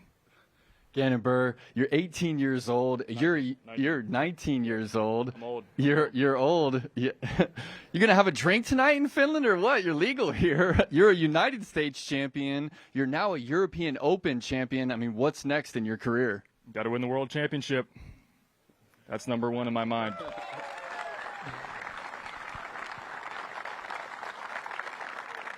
Well, first we got to go to Virginia for this year's Worlds, but then we're coming back here to Finland for the World Championship. Guys, give it up for Gannon Buhr, your champion here in Europe. Yeah, take it. Once again, I just want to thank you guys so much for coming out. This is the biggest crowd I've ever played in front of. And thank you to my sponsors, Discmania, Squatch Disc Golf. This has just been such an incredible week, and I love you, Finland. Thanks so much. Congrats, bro.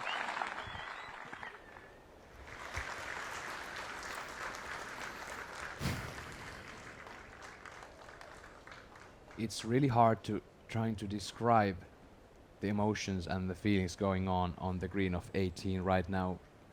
Brian Earhart with me, Esa-Pekka Tupala in the studio for the whole week for the MPO. Any thoughts, Brian? Well, my first thought is me and Nate Perkins both got the age wrong. We said 18, he's 19, and it's still so funny. You think back to when you're 19 or when I'm 19, the accomplishments don't even compare.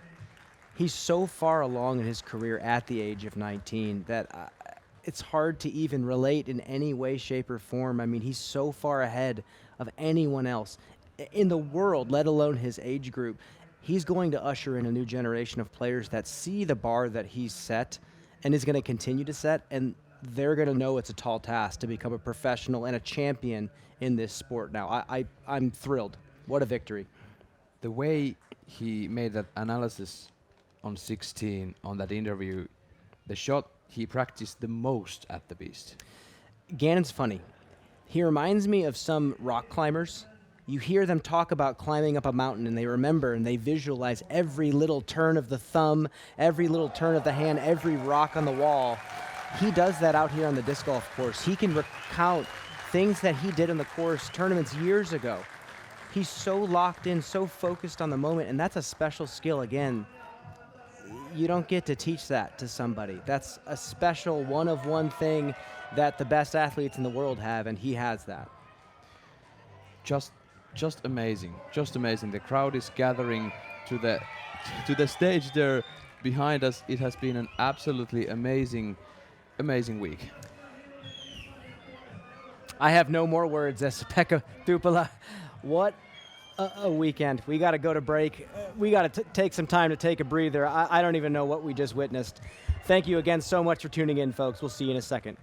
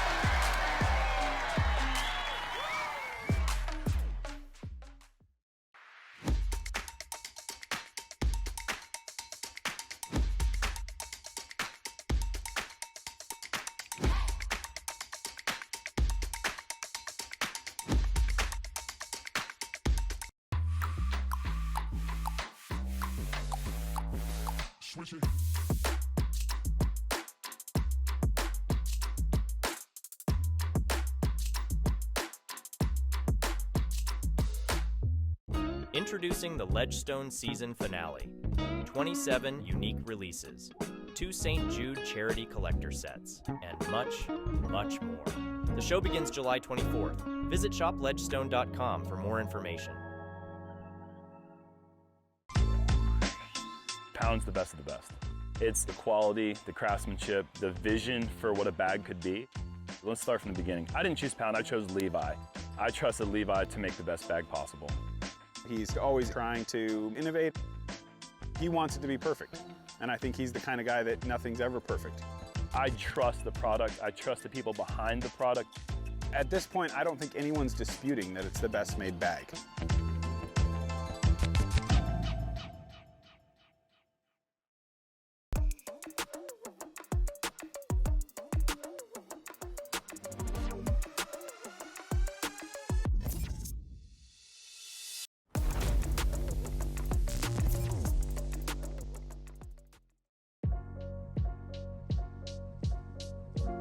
Your rating is one of the most valuable things you get with a membership. This gives you accurate numbers to track how well you've been doing and your overall improvement in the game. You also get a member number when you register with the PDJ. Your PDJ number is a stamp for when you got involved in the sport. It's a badge of pride for players and a part of your disc golf identity. Get your number today. Visit pdj.com/join.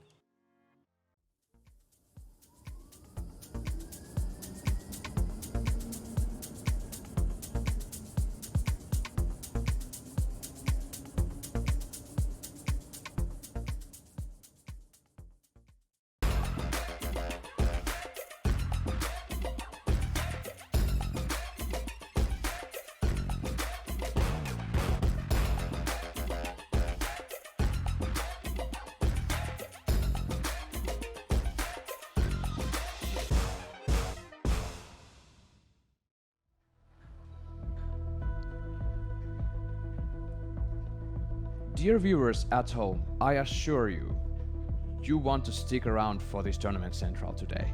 You're gonna hear from Ricky Wysocki, we're gonna hear everything that happened on the court today. Amazing show coming up.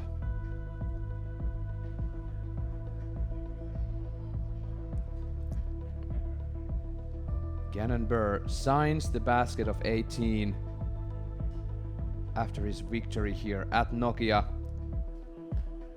He took down the Tampere Disc Golf Center, the Monster, and he took down the Beast at Nokia. And here we are in the booth for one last time with Brian Earhart. Brian, we have one more thing to say.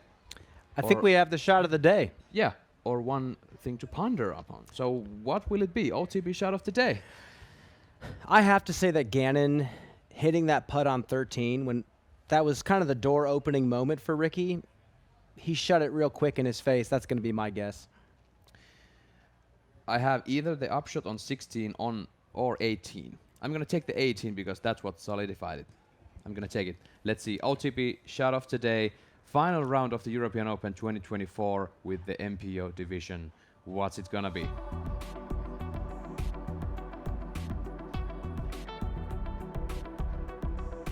It's going to be Gannon Buhr upshot on 18.